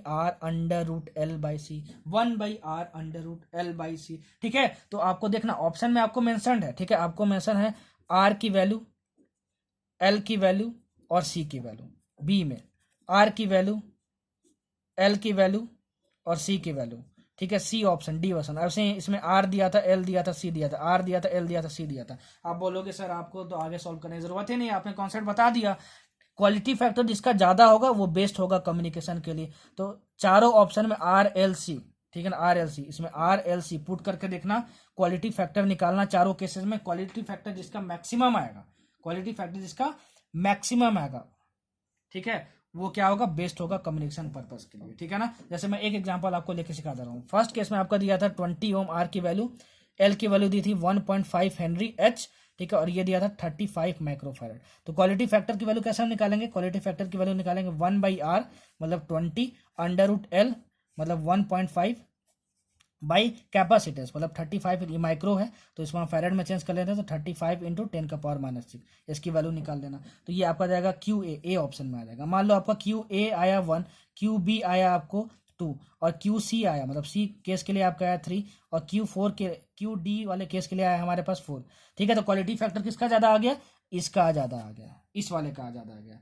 ठीक है। तो क्वालिटी फैक्टर डी ऑप्शन का ज़्यादा आया, तो बेस्ट कम्युनिकेशन के लिए कौन सा यूज होगा, डी वाला ऑप्शन यूज होगा। ये मैंने एग्जांपल के लिए बताया है आपको, ठीक है। आपके लिए होमवर्क है कि ABCD के लिए निकालना सबके लिए क्वालिटी फैक्टर, और क्वालिटी फैक्टर जिसके लिए मैक्सिमम होगा वो बेस्ट कम्युनिकेशन के लिए यूज होगा, ठीक है। बोलोगे सर इतना आसान है, बस वैल्यू पुट करना है क्या, बोलोगे हाँ, मैं बोलूँगा हाँ, बस वैल्यू ही पुट करना। बहुत ईजी है भाई, बहुत ईजी है, एकदम बच्चों जैसा है पूरा एसी। और एक क्वेश्चन कन्फर्म आएगा और बहुत ही ईजी आएगा। देखो अगला क्वेश्चन नीट 2016 का है, आपको दिया हुआ है पोटेंशियल डिफरेंस अक्रॉस रेजिस्टर, ठीक है, कैपेसिटर, ठीक है, एंड इंडक्टर, सबके अक्रॉस में पोटेंशियल डिफरेंस दिया है। इसके अक्रॉस में दिया है 80 वोल्ट, इसमें दिया है 40 वोल्ट और इसमें दिया है 100 volt in an LCR circuit in series,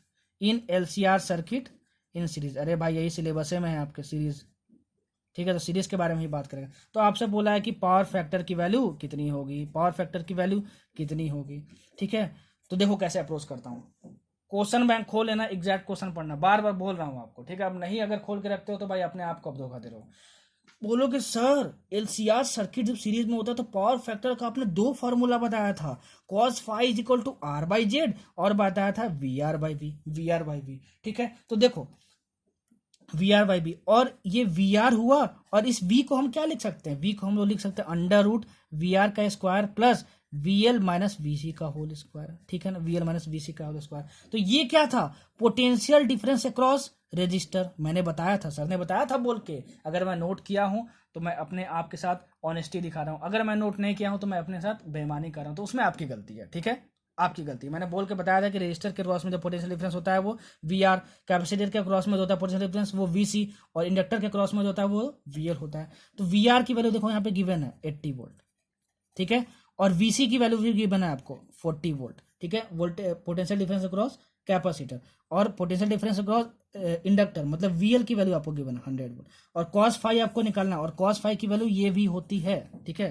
क्योंकि VR/V होती है, और V को मैं ये लिख सकता हूँ। तो VR दिया है, VL दिया है और VC दिया है, ठीक है, सब कुछ दिया हुआ है, आपको बस पुट करना है और आंसर निकालना, पूरा मैथमेटिक्स है। तो कॉन्सेप्ट मेरे को बताना था वो मैं बता दिया, अब इसकी वैल्यू पुट करना और ऑप्शन में मिलाना कि देखो आंसर सही आ रहा है कि नहीं आ रहा है, आंसर सही आ रहा है कि नहीं आ रहा है। फिर देखो नीट 2016 का क्वेश्चन है, फिर से नीट 2016 का क्वेश्चन, एक इंडक्टर है, उस इंडक्टर की इंडक्टेंस की वैल्यू दी है आपको 20 मिली हेनरी, ठीक है, और एक कैपेसिटर है, कैपेसिटर की वैल्यू दी है आपके पास 50 माइक्रोफैरड, एक रजिस्टर है उसकी वैल्यू दी है 40 ओम, और ये देखो इसमें इंडक्टर लग गया और ये कैपेसिटर लग गया और रजिस्टर लग गया, ये तीनों सीरीज में है, मतलब ये आपका LCR सर्किट है, सीरीज में क्वेश्चन में मेंशन है, ठीक है। और इसके क्रॉस में एक वोल्टेज लगाया गया V is equal to 10 sine 340t, ठीक है। देखो तो ये किसके फॉर्म में, V is equal to V0 sine omega T के फॉर्म में है, मतलब कि आपको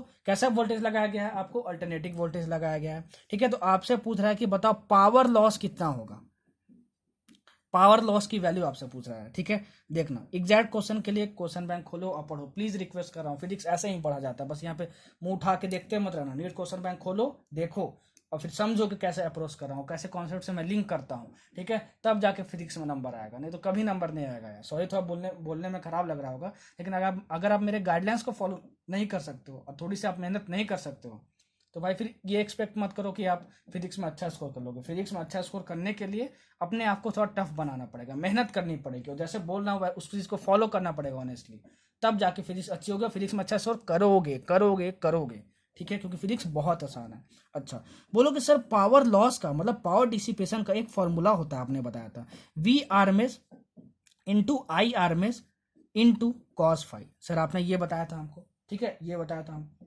अच्छा, अगर हमको V R M S, I R M S और कॉस फाइव मिल जाए तो हमको पी मिल जाएगा। हमको क्या मिल जाएगा? पी मिल जाएगा। अच्छा, अब देखो वी आर एम एस को मैं V not by root two लिख सकता हूँ, into I not by root two लिख सकता हूँ। अरे मैंने लिख के बताया अपने स्लाइड में, ठीक है, पिछले स्लाइड्स में, तो ये मत दोबारा पूछना कि कैसे। तो ये V not I not by two into cos phi हो गया, इंटू कॉस फाइव हो गया, ठीक है। अच्छा, ये हमको समझ में आया, ठीक है।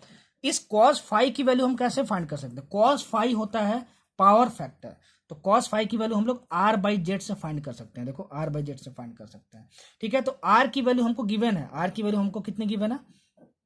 आर की वैल्यू हमको गिवन है कितना? 40 बाई जेड को हम लोग इंपीडेंस को क्या लिखते हैं जरा बताना। तो ये लिखते हैं R square plus XC, sorry हाँ एक्सी या फिर एक्सएल, जो भी लोग यहाँ एक्सएल लिख लेता हूँ, एक्सएल माइनस एक्सी का होल स्क्वायर, ये लिखते हैं। अच्छा, तो आर की वैल्यू तो 40 गिवन है, ये 40 गिवन है। एक्सएल कितना होगा? एक्सएल हमारे पास होता है ओमेगा इंटू एल। तो ओमेगा की क्या वैल्यू गिवन है? देखो V is equal to V not sine omega t, तो इससे कंपेयर करो तो आपको ओमेगा की वैल्यू मिल जाएगी कितनी? 340। तो ये आ जाएगा आपके पास 340 इंटू क्या? इंडक्टेंस, इंडक्टेंस की वैल्यू दी है 20 इंटू 10⁻³ मिली को मैं सिर्फ हेनरी में लिख रहा हूँ, ठीक है। तो एक्सएल की वैल्यू आ गई, और एक्सी की वैल्यू अगर हमको निकालना है तो 1/ω/c, ठीक है। तो ये 1/ω हमको दिया हुआ है 340 इंटू सी कैपेसिटेंस, माइक्रो को फैरेड में चेंज कर लेता हूँ, तो 50 इंटू 10⁻⁻6। तो एक्सएल माल आ गया हमारे पास, एक्सी आ गया हमारे पास, ठीक है, और आर हमको दिया हुआ है, ठीक है। तो हमको कॉस फाइव की वैल्यू मिल जाएगी, आप निकाल लेना, ठीक है। कॉस फाइव मिल जाएगा, तो कॉस फाइव यहाँ पे हम लिख दिए, ठीक है। अच्छा, वी नॉट की वैल्यू कितने गिवन है? देखो इससे कंपेयर करो तो वी नॉट की वैल्यू हमारे पास 10 गिवन है। कितने गिवन है? वी नॉट की वैल्यू हमारे पास 10 गिवन है। अच्छा, अब सर ने बताया था कि अगर हमको v is equal to I R लगाना है, ठीक है, v is equal to I R लगाना है, अगर मान लो हमको आई नॉट चाहिए होगा, sorry v is equal to I into R equivalent निकालना है, ये इक्वेशन लगाना है हमको। अगर हमको आई नॉट चाहिए होगा तो यहाँ पे आई नॉट लिखना, और आई नॉट के साथ यहाँ पे वी नॉट लिखना, ठीक है। क्या लिखना? वी नॉट लिखना। तो देखो हमको कॉस फाइव की वैल्यू तो मिल चुकी है, यहाँ से लिख देंगे, ठीक है। वी नॉट की वैल्यू भी मिल चुकी है, देखो यहाँ से इन दोनों को कंपेयर किए तो v is equal to V not sine omega t को और v is equal to 10 sine 340 t को, तो यहाँ से वी नॉट की वैल्यू हमारे पास 10 आ गई। तो वी नॉट की वैल्यू भी हम यहाँ पे 10 लिख दिए। अगर हमको आई नॉट मिल जाए तो हमको पावर लॉस मिल जाएगा, यही तो हमारा पावर लॉस था, आई नॉट, ठीक है। तो हम यहाँ पे नॉट और नॉट लगा दिए, ठीक है। ये क्वेश्चन मैंने निकालना सिखाया है आपको, ठीक है ना। तो ये हमारे पास आ गया वी नॉट मतलब 10 by R equivalent, R equivalent को हम लोग और क्या बोलते हैं सीआर सर्किट में? जेड बोलते हैं। 10 by Z is equal to कितना? आई नॉट आ गया। तो ये वी नॉट की वैल्यू 10 हो गई हमारे पास, और जेड की वैल्यू कितनी हो गई? जेड की वैल्यू आप निकाल चुके हो, देखो ये जेड की वैल्यू ये पूरी हो गई, देखो इंपिडेंस की वैल्यू आर निकाल ही चुके हो, एक्सएल निकाल ही चुके हो, एक्सी निकाल ही चुके हो, तो ये आपकी जेड की वैल्यू होगी। यहाँ पे जेड रख देना तो आपको आई नॉट भी आ जाएगा। तो आई नॉट आ गया, वी नॉट आ गया, आई नॉट आ गया, वी नॉट आ गया, कॉस फाइव भी आ गया, बता दिया मैंने निकाला। इस यहाँ पे वैल्यू रख देना और देखना कि ऑप्शन मैच कर रहा है क्या नहीं। ऑप्शन जरूर मैच करेगा, ठीक है। तो जो कॉन्सेप्ट था वो कैसे अप्रोच करते हैं वो मैं सिखा रहा हूँ। आप कैलकुलेशन करना और ऑप्शन में मिलाना, ये होमवर्क है आपके लिए, ठीक है ना, होमवर्क है आपके लिए। ऑप्शन में मिलाना कि इसको कैलकुलेट करने के बाद आंसर मैच कर रहा है कि नहीं बन रहा है, इससे आपकी अच्छी प्रैक्टिस भी हो जाएगी। चलो नेक्स्ट क्वेश्चन देखते हैं। दूसरा क्वेश्चन नीट 2015 का क्वेश्चन। कहाँ का क्वेश्चन? नीट 2015 का क्वेश्चन, ठीक है। देखो नीट 2015 में क्या क्वेश्चन पूछा हुआ था। एक रजिस्टर है, क्वेश्चन पढ़ लेना क्वेश्चन बैंक से, ज्यादा क्लियर होगा, ठीक है ना। एक रजिस्टर है जिसका रेजिस्टेंस कितना है? आर है, ठीक है। जब इसको हम लोग एक एसी सोर्स से कनेक्ट करते हैं तो ये जो पावर डिसिपेट करता है वो क्या करता है? वो पी करता है, ठीक है, केस 1 में। अब इस रजिस्टर के पैरेलल में, सॉरी इस रजिस्टर के सीरीज में हम एक इंडक्टर जोड़ दिए। क्या जोड़ दिए? एक इंडक्टर जोड़ दिए, ताकि इंडक्टर जोड़ दिए। और जब इसको जोड़ने के बाद सीरीज में हमको जो इम्पीडेंस मिल रहा है, क्या मिल रहा है? इम्पीडेंस मिल रहा है, वो कितना मिल रहा है? जेड मिल रहा है। तो हमको बताना है कि अब इस केस के लिए पावर कितना ड्रॉन होगा, ये आपको बताना है, ठीक है। देखो कितना इजी क्वेश्चन है। आप बोलोगे सर फर्स्ट केस में क्या हो रहा है, केस 1 में क्या हो रहा है, ठीक है। देखो यहाँ पे सिर्फ एक रजिस्टर लगा हुआ है, आप इसको एक एसी सोर्स से क्या कर दिए? कनेक्ट कर दिए, ठीक है। तो देखो जो पावर डिसिपेशन का फॉर्मूला होता है, ठीक है ना, वो क्या होता है? P is equal to V R M S into I R M S into cos phi होता है। क्या होता है? कॉस फाइव होता है। देखो ये फॉर्मूला किसी भी सर्किट के लिए एप्लीकेबल है। देखो ये आप बोलोगे सर आप एलसीआर में बताए थे, क्या बताए थे? एलसीआर में बताया था ऐसे, ठीक है।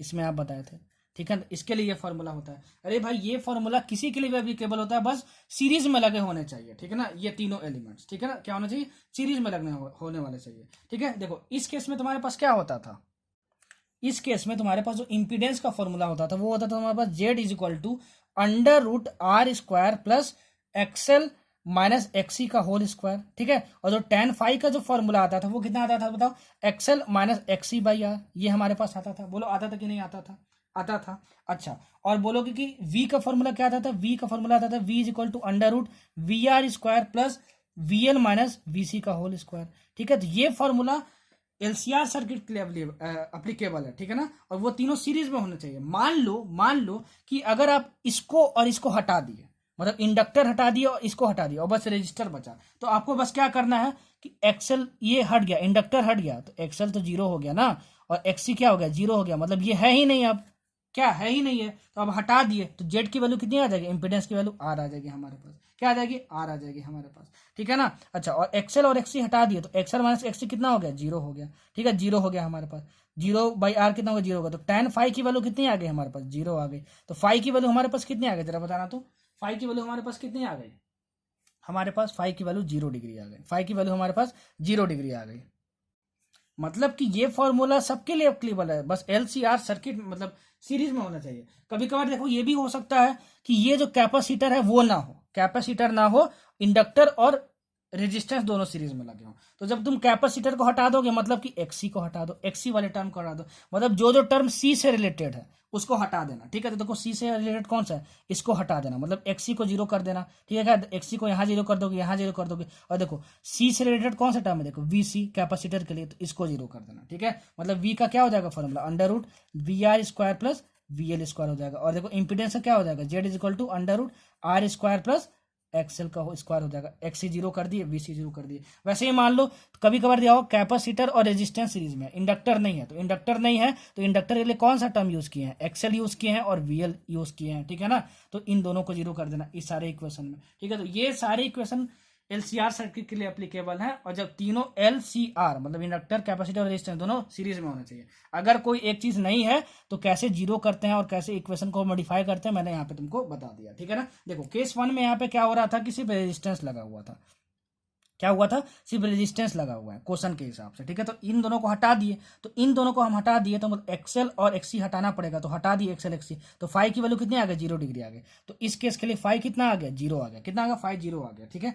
फाई जीरो आ गया मतलब कॉस फाई की वैल्यू कितनी हो गई, कॉस जीरो वाला हो गया, मतलब पी की वैल्यू कितनी हो गई, पी की वैल्यू हो गई हमारे पास P V R M S into I R M S, V R M S into I R M S, ये हमारे पास आ गया, ठीक है, ये हमारे पास आ गया। अच्छा, ये हमारे पास आ गया, और हमारे पास इस केस में इंपीडेंस की वैल्यू क्या आ गई, देखो इंपीडेंस क्या है, जेड इज इक्वल टू ये, तो आपको एक्सएल और एक्सी हटा देना है, अगर ये इस सर्किट में नहीं है तो एक्सएल एक्सी हटा दिए तो Z is equal to R आ गया, क्या आ गया, Z is equal to R आ गया। और जेड को ही क्या बोलते थे, आर इक्विवेलेंट बोलते थे। तो एक इक्वेशन सर ने बताया था कि V is equal to I into R equivalent लिख सकते हैं, ठीक है। तो अगर मैं यहाँ पे आरएमएस लिखूंगा तो यहाँ भी मेरे को आरएमएस लिखना होगा, ठीक है ना, इनको आरएमएस लिखना पड़ेगा। तो V RMS is equal to I RMS into, इस केस के लिए जहां से रजिस्टर है इंपीडेंस कितना आ रहा है, मतलब आर इक्विवेलेंट कितना आर आ रहा है, एक्सएल एक्सी जीरो कर दिए हम लोग, तो ये कितना हो गया हमारे पास, आर हो गया हमारे पास, कितना हो गया, आर हो गया हमारे पास। तो आई आर एम एस की वैल्यू कितनी आ गई हमारे पास, V R M S by R, कितनी आ गई, V R M S by R. तो इसमें हम रख दे रहे हैं आई आर एम एस की वैल्यू, तो ये हमारे पास पी की वैल्यू क्या आ गई, तो पी की वैल्यू हमारे पास आ गई कितनी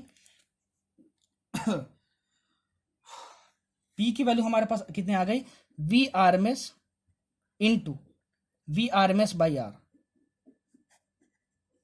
हमारे पास ये वैल्यू आ गई। तो यहाँ पे वी आर एम एस का होल स्क्वायर कितना आ गया, वी आर एम एस का होल स्क्वायर हमारे पास आ गया P into R, P into R, इसको इक्वेशन नंबर 1 मान लो, इसको इक्वेशन नंबर क्या मान लो, 1 मान लो, ठीक है। V R M S square equal to P into R. अच्छा, दूसरे केस में क्या हो रहा है, देखो केस 2 में, केस 2 में हमारे पास हो रहा है कि हमको क्या जोड़ा गया है, एक इंडक्टर जोड़ दिया गया है सीरीज में, मतलब कि ऐसे, और ये रेजिस्टेंस है और सेम सोर्स है यहाँ पे, ठीक है।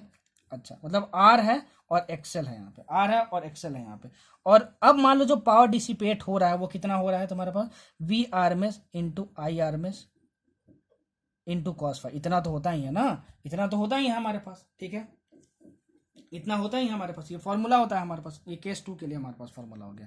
ठीक है, अब देखो क्या, यहाँ पे एक्सएल लगा हुआ है, पे आर लगा हुआ है, तो V RMS into I RMS into cos phi. ठीक है, तो देखो इस केस के लिए आर इक्विवेलेंट कितना होगा, मतलब इम्पीडेंस कितना होगा। तो आप बोलोगे कि सर यहाँ कैपेसिटर नहीं लगाया है, तो एक्सी वाले को हम लोग जीरो कर देंगे, तो एक्सी वाले को यहाँ पे जीरो कर दिया। यहाँ पे देखो कैपेसिटर नहीं लगाया, तो इससे रिलेटेड कौन सा टर्म था, एक्सी टर्म था, तो यहाँ एक्सी वाले को हम जीरो कर देते। तो जेड की हमारे पास वैल्यू क्या आ गई, जेड की वैल्यू हमारे पास आ गई Z is equal to under root R square plus XL का होल स्क्वायर हमारे पास आ गई। तो अगर ये मैं फॉर्मूला लगाऊंगा ये वाला, ठीक है ना, V RMS into I RMS is equal to I RMS into R equivalent, तो इसके लिए क्या लिखूंगा, V RMS is equal to I RMS into R equivalent. तो आर इक्विवेलेंट इस केस के लिए क्या है, जेड है, क्या है, जेड है। इस जेड की वैल्यू कितनी है, ये है। ठीक है, तो यहाँ से तो तुम क्या लिखोगे, आई आर एम एस की वैल्यू कितने लिखोगे, V R M S by Z लिखोगे। ठीक है, तो यहाँ पे आई आर एम एस की मैं वैल्यू लिख रहा हूँ, यहाँ पे मैं वैल्यू लिख रहा हूँ। तो पी डैश की वैल्यू हमारे पास क्या आ गई, देखो V R M S into V R M S by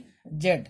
ठीक है, इंटू क्या, कॉस फाइव। कॉस फाइव क्या होता है, पावर फैक्टर। पावर फैक्टर का फॉर्मूला क्या होता है, आर बाई जेड होता है। क्या होता है, आर बाई जेड होता है। तो देखो क्या हुआ, वी आर एम एस का square, V R M S का square into R by Z square, into R by Z square. ठीक है, और वी आर एम एस का होल स्क्वायर का वैल्यू फाइंड कर चुके कितना, P into R, P into are.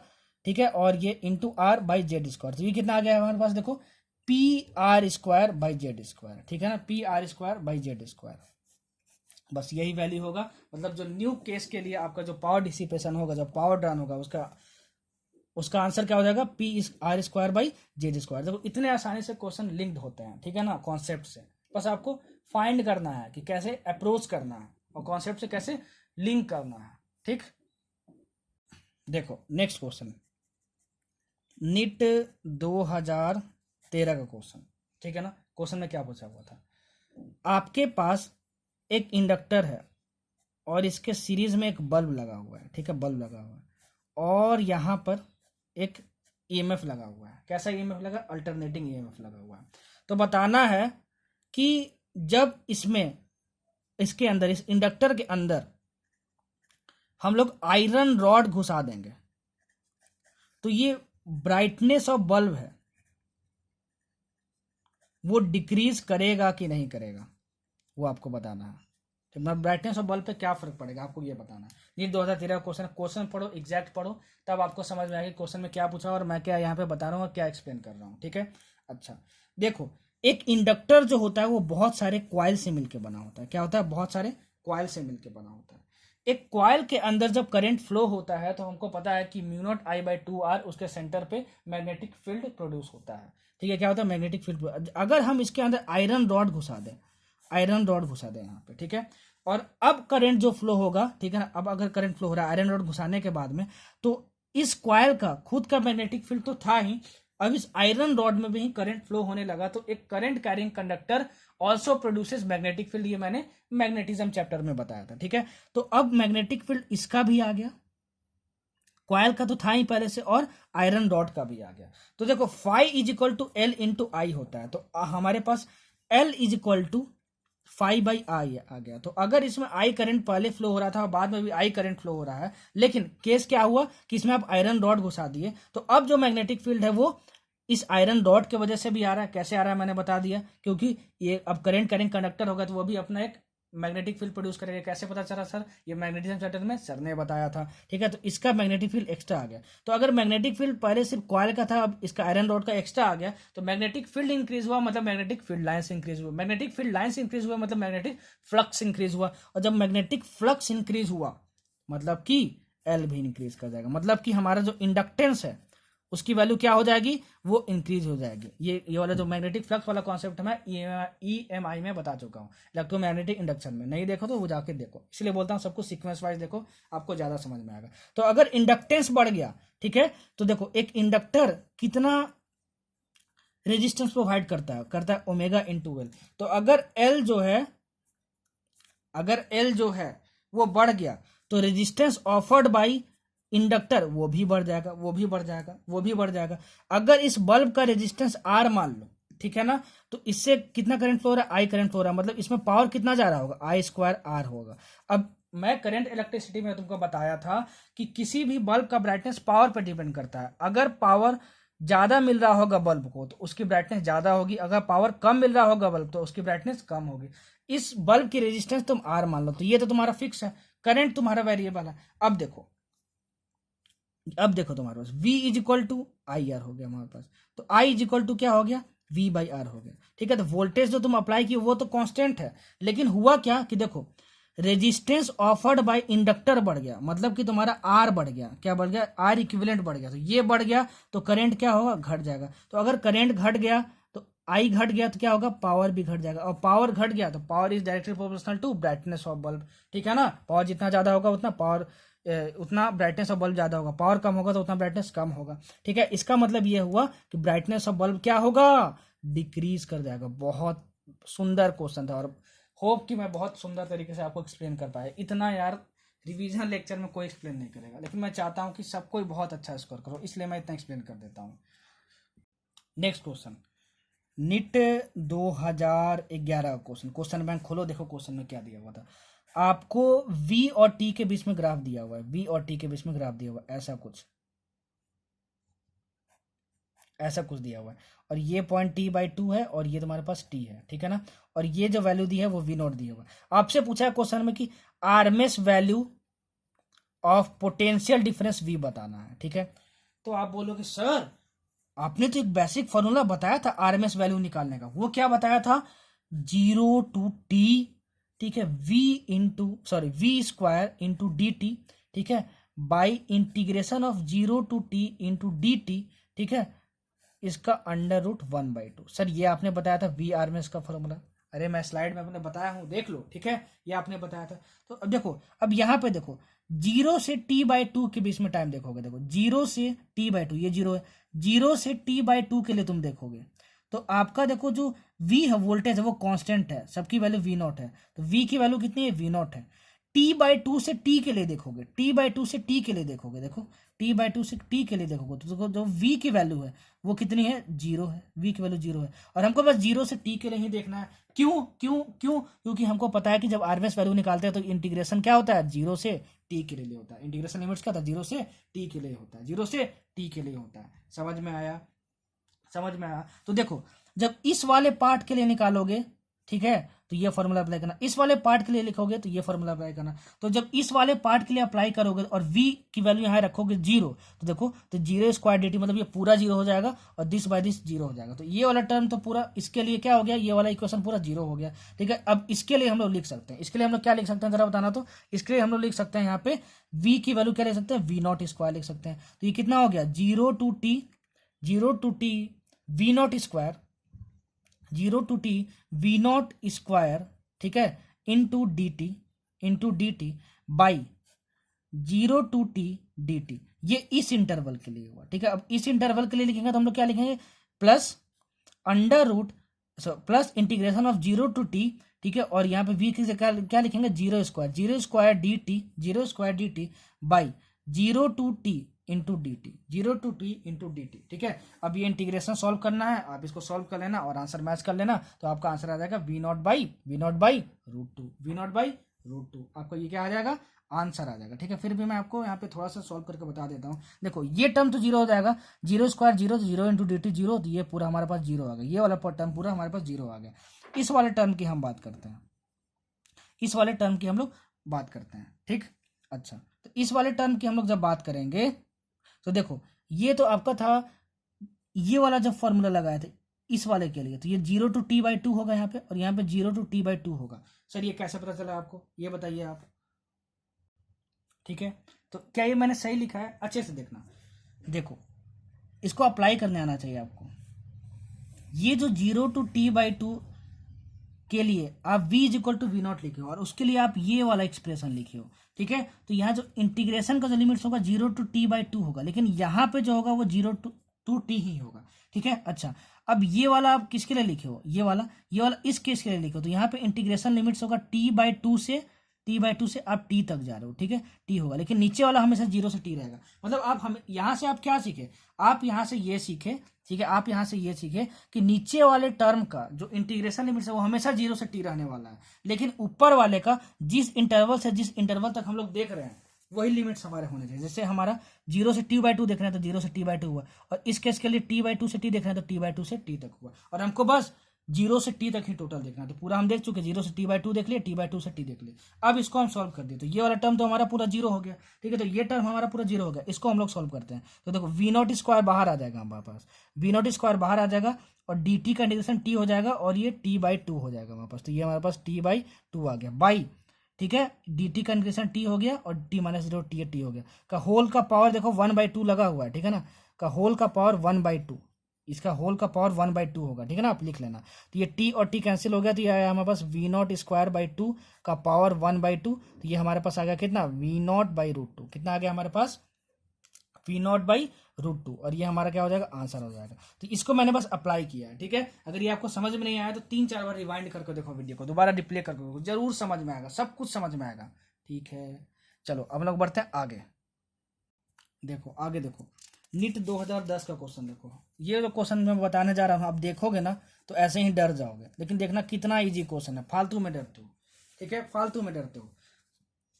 आपको एक इंडक्टर लगा हुआ है, एक कैपेसिटर लगा है, एक रेजिस्टेंस लगा हुआ है, यहाँ पे एक एमीटर लगा हुआ है, ठीक है, और यहाँ पे एक एसी सोर्स लगा हुआ है, ठीक है। एसी सोर्स का जो वोल्टेज है वो 220 वोल्ट है, और ये 50 हर्ट्ज है, ठीक है ना, फ्रीक्वेंसी, ठीक है। और इसके क्रॉस में एक लगा हुआ है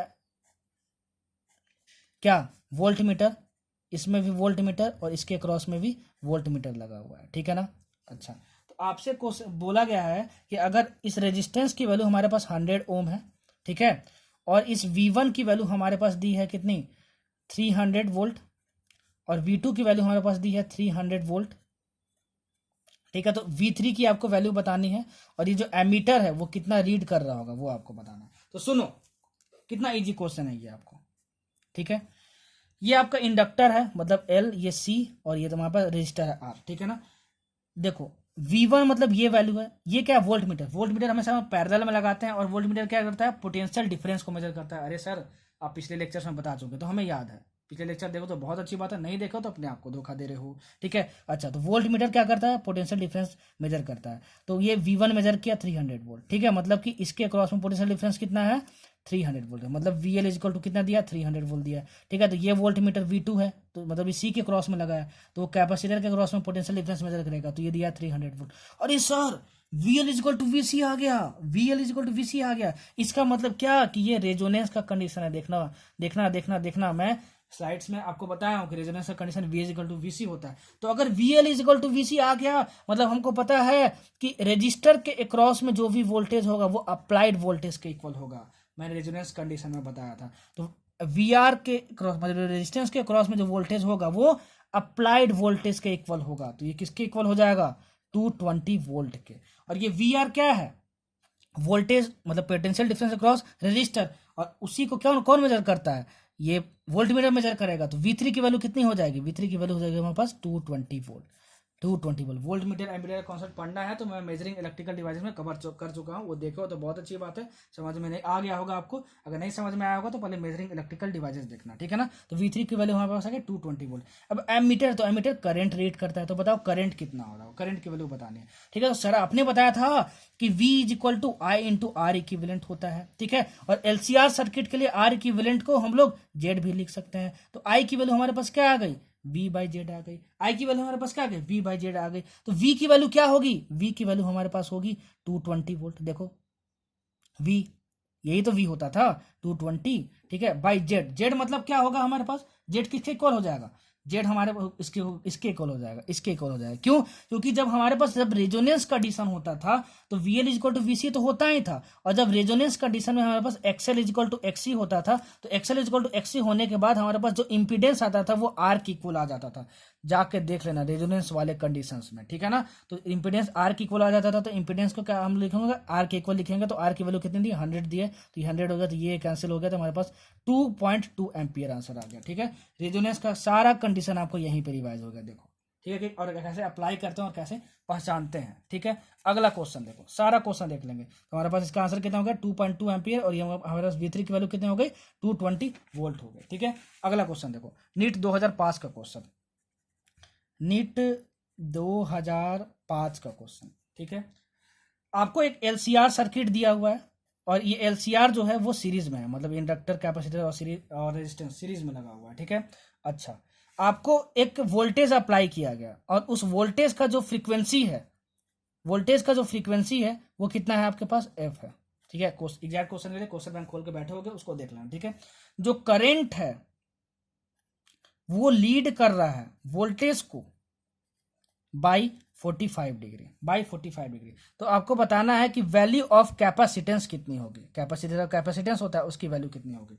तो बोलोगे sir current leads voltage by 45 degree, ठीक है। ये हम कैसे निकालते थे, देखो V is equal to V not sine omega t है, ठीक है, और I is equal to I not sine omega t plus pi by 2 आता था। तो हम क्या बोलते थे कि करंट जो है वो वोल्टेज को लीड कर रहा है पाई बाई 2 से। किससे लीड कर रहा है, पाई बाई 2 से। तो ये हम कैसे निकालते थे, इसका फेज और इसका फेज माइनस कर देते, मतलब इन दोनों के फेज का डिफरेंस क्या होता था, पाई बाई 2 होता था। तब हम लोग क्या बोलते थे कि करंट लीड कर रहा है वोल्टेज को पाई बाई 2 से। मैंने कॉन्सेप्ट में बताया है आपको, ठीक है ना। अच्छा, मतलब current leads voltage by 45 degree, ये कैसे निकालेंगे, दोनों का फेज माइनस करके ही निकाले होंगे। मतलब कि हमको दोनों का फेज डिफरेंस दिया हुआ है, क्या दिया हुआ है, फेज डिफरेंस। और फेज डिफरेंस क्या होता है, फेज डिफरेंस क्या होता है, फाई होता है। मैंने अपनी स्लाइड्स में बताया, मतलब फाई की वैल्यू हमको क्या दी है, 45 डिग्री दी है, ठीक है। अच्छा, अब हमको याद आया कि sir tan phi is equal to X L minus X C by R होता है, ये होता है हमारे पास। फाई की वैल्यू हमारे पास गिवन है, फाई की वैल्यू हमारे पास कितनी है, 45 डिग्री है। तो tan 45 डिग्री 1 हो गया, तो यहाँ से आर की वैल्यू कितनी आ गई, आर की वैल्यू हमारे पास आ गई एक्सएल माइनस एक्सी आ गई, ठीक है, एक्सएल माइनस एक्सी आ गई हमारे पास, ठीक है। तो एक्सएल की वैल्यू कितनी हो जाएगी जरा बताना, तो एक्सएल की वैल्यू हो जाएगी हमारे पास ओमेगा एल माइनस एक्सी की वैल्यू हमारे पास कितनी हो जाएगी, एक्सी की वैल्यू हमारे पास हो जाएगी एक्सी की वैल्यू हमारे पास हो जाएगी 1/ओमेगा सी, ठीक है। क्या हो जाएगी, 1/ओमेगा सी हो जाएगी। बस आपको यहाँ से सी की वैल्यू निकालनी है, क्या निकालनी है आपको, यहाँ से सी की वैल्यू निकालनी है। और यहाँ पे आप ओमेगा क्या रख देना, omega is equal to 2πf रख देना इस फ्रीक्वेंसी के टर्म्स में, ठीक है। Omega is equal to 2πf रख देना और सी की वैल्यू आपको निकालनी है। किसकी वैल्यू निकालनी है आपको, सी की वैल्यू निकालनी है। तो यहाँ पे C as a function of L F and R निकाल लेना और ऑप्शन में देखना कि आपका मैच कर रहा है कि नहीं, मैच कर जाएगा। तो ये था जितने टाइप के भी क्वेश्चन पॉसिबल है, मैंने सारा कुछ आपको बता दिया। इससे बाहर एसी में कुछ भी नहीं आएगा, कुछ भी नहीं आएगा, ठीक है। और एसी इतना ही ईजी है, इतना ही पढ़ना है, ठीक। तो होप कि आप बहुत अच्छे से नोट्स बनाए होगे, मैं जो बोला हूँ, जो लिखा हूँ और जितने भी क्वेश्चन बताया हूँ अच्छे से कर लिए होगे। होमवर्क आपके लिए ये है कि कुछ क्वेश्चन जो बच गए हैं प्रीवियस ईयर के, वो आप बना लेना। प्रीवियस ईयर सारा बना के जाना, जब नीट एग्जाम में बैठोगे तो एकदम मजा आ जाएगा। सारे क्वेश्चन लगेगा ना कि सब कुछ आता है मेरे को। अपने कैलकुलेशन को और अपने स्पीड को बढ़ाओ, वो मदद करेगी आपको टाइम बचाने में, क्योंकि टाइम बचेगा तभी तो फिजिक्स बनाओगे, ठीक है। तो खूब मेहनत करो यार, डरो मत फिजिक्स से मोहब्बत हो जाएगी। ये हमारा क्रैश कोर्स है, अगर रेगुलर क्लास होता ना तो मज़ा दिला देता पूरा, ठीक है। फिर भी मैं पूरी कोशिश करता हूँ कि फिजिक्स आपके लिए मैं बहुत ईजी बना दूँ और होप कि मैं उस चीज़ में सक्सेसफुल थोड़ा बहुत हो पाया हूँ। तो यार वीडियो पसंद आई हो तो लाइक कर देना, शेयर कर देना, चैनल को सब्सक्राइब करो, खूब मेहनत करो, सभी डॉक्टर बनो। All the best, all the very best. Thank you so much for listening this lecture. अब हम लोग मिलेंगे अपने अगले लेक्चर में, ठीक है। सो बाय बाय, सबको अपना ध्यान रखना, टेक केयर।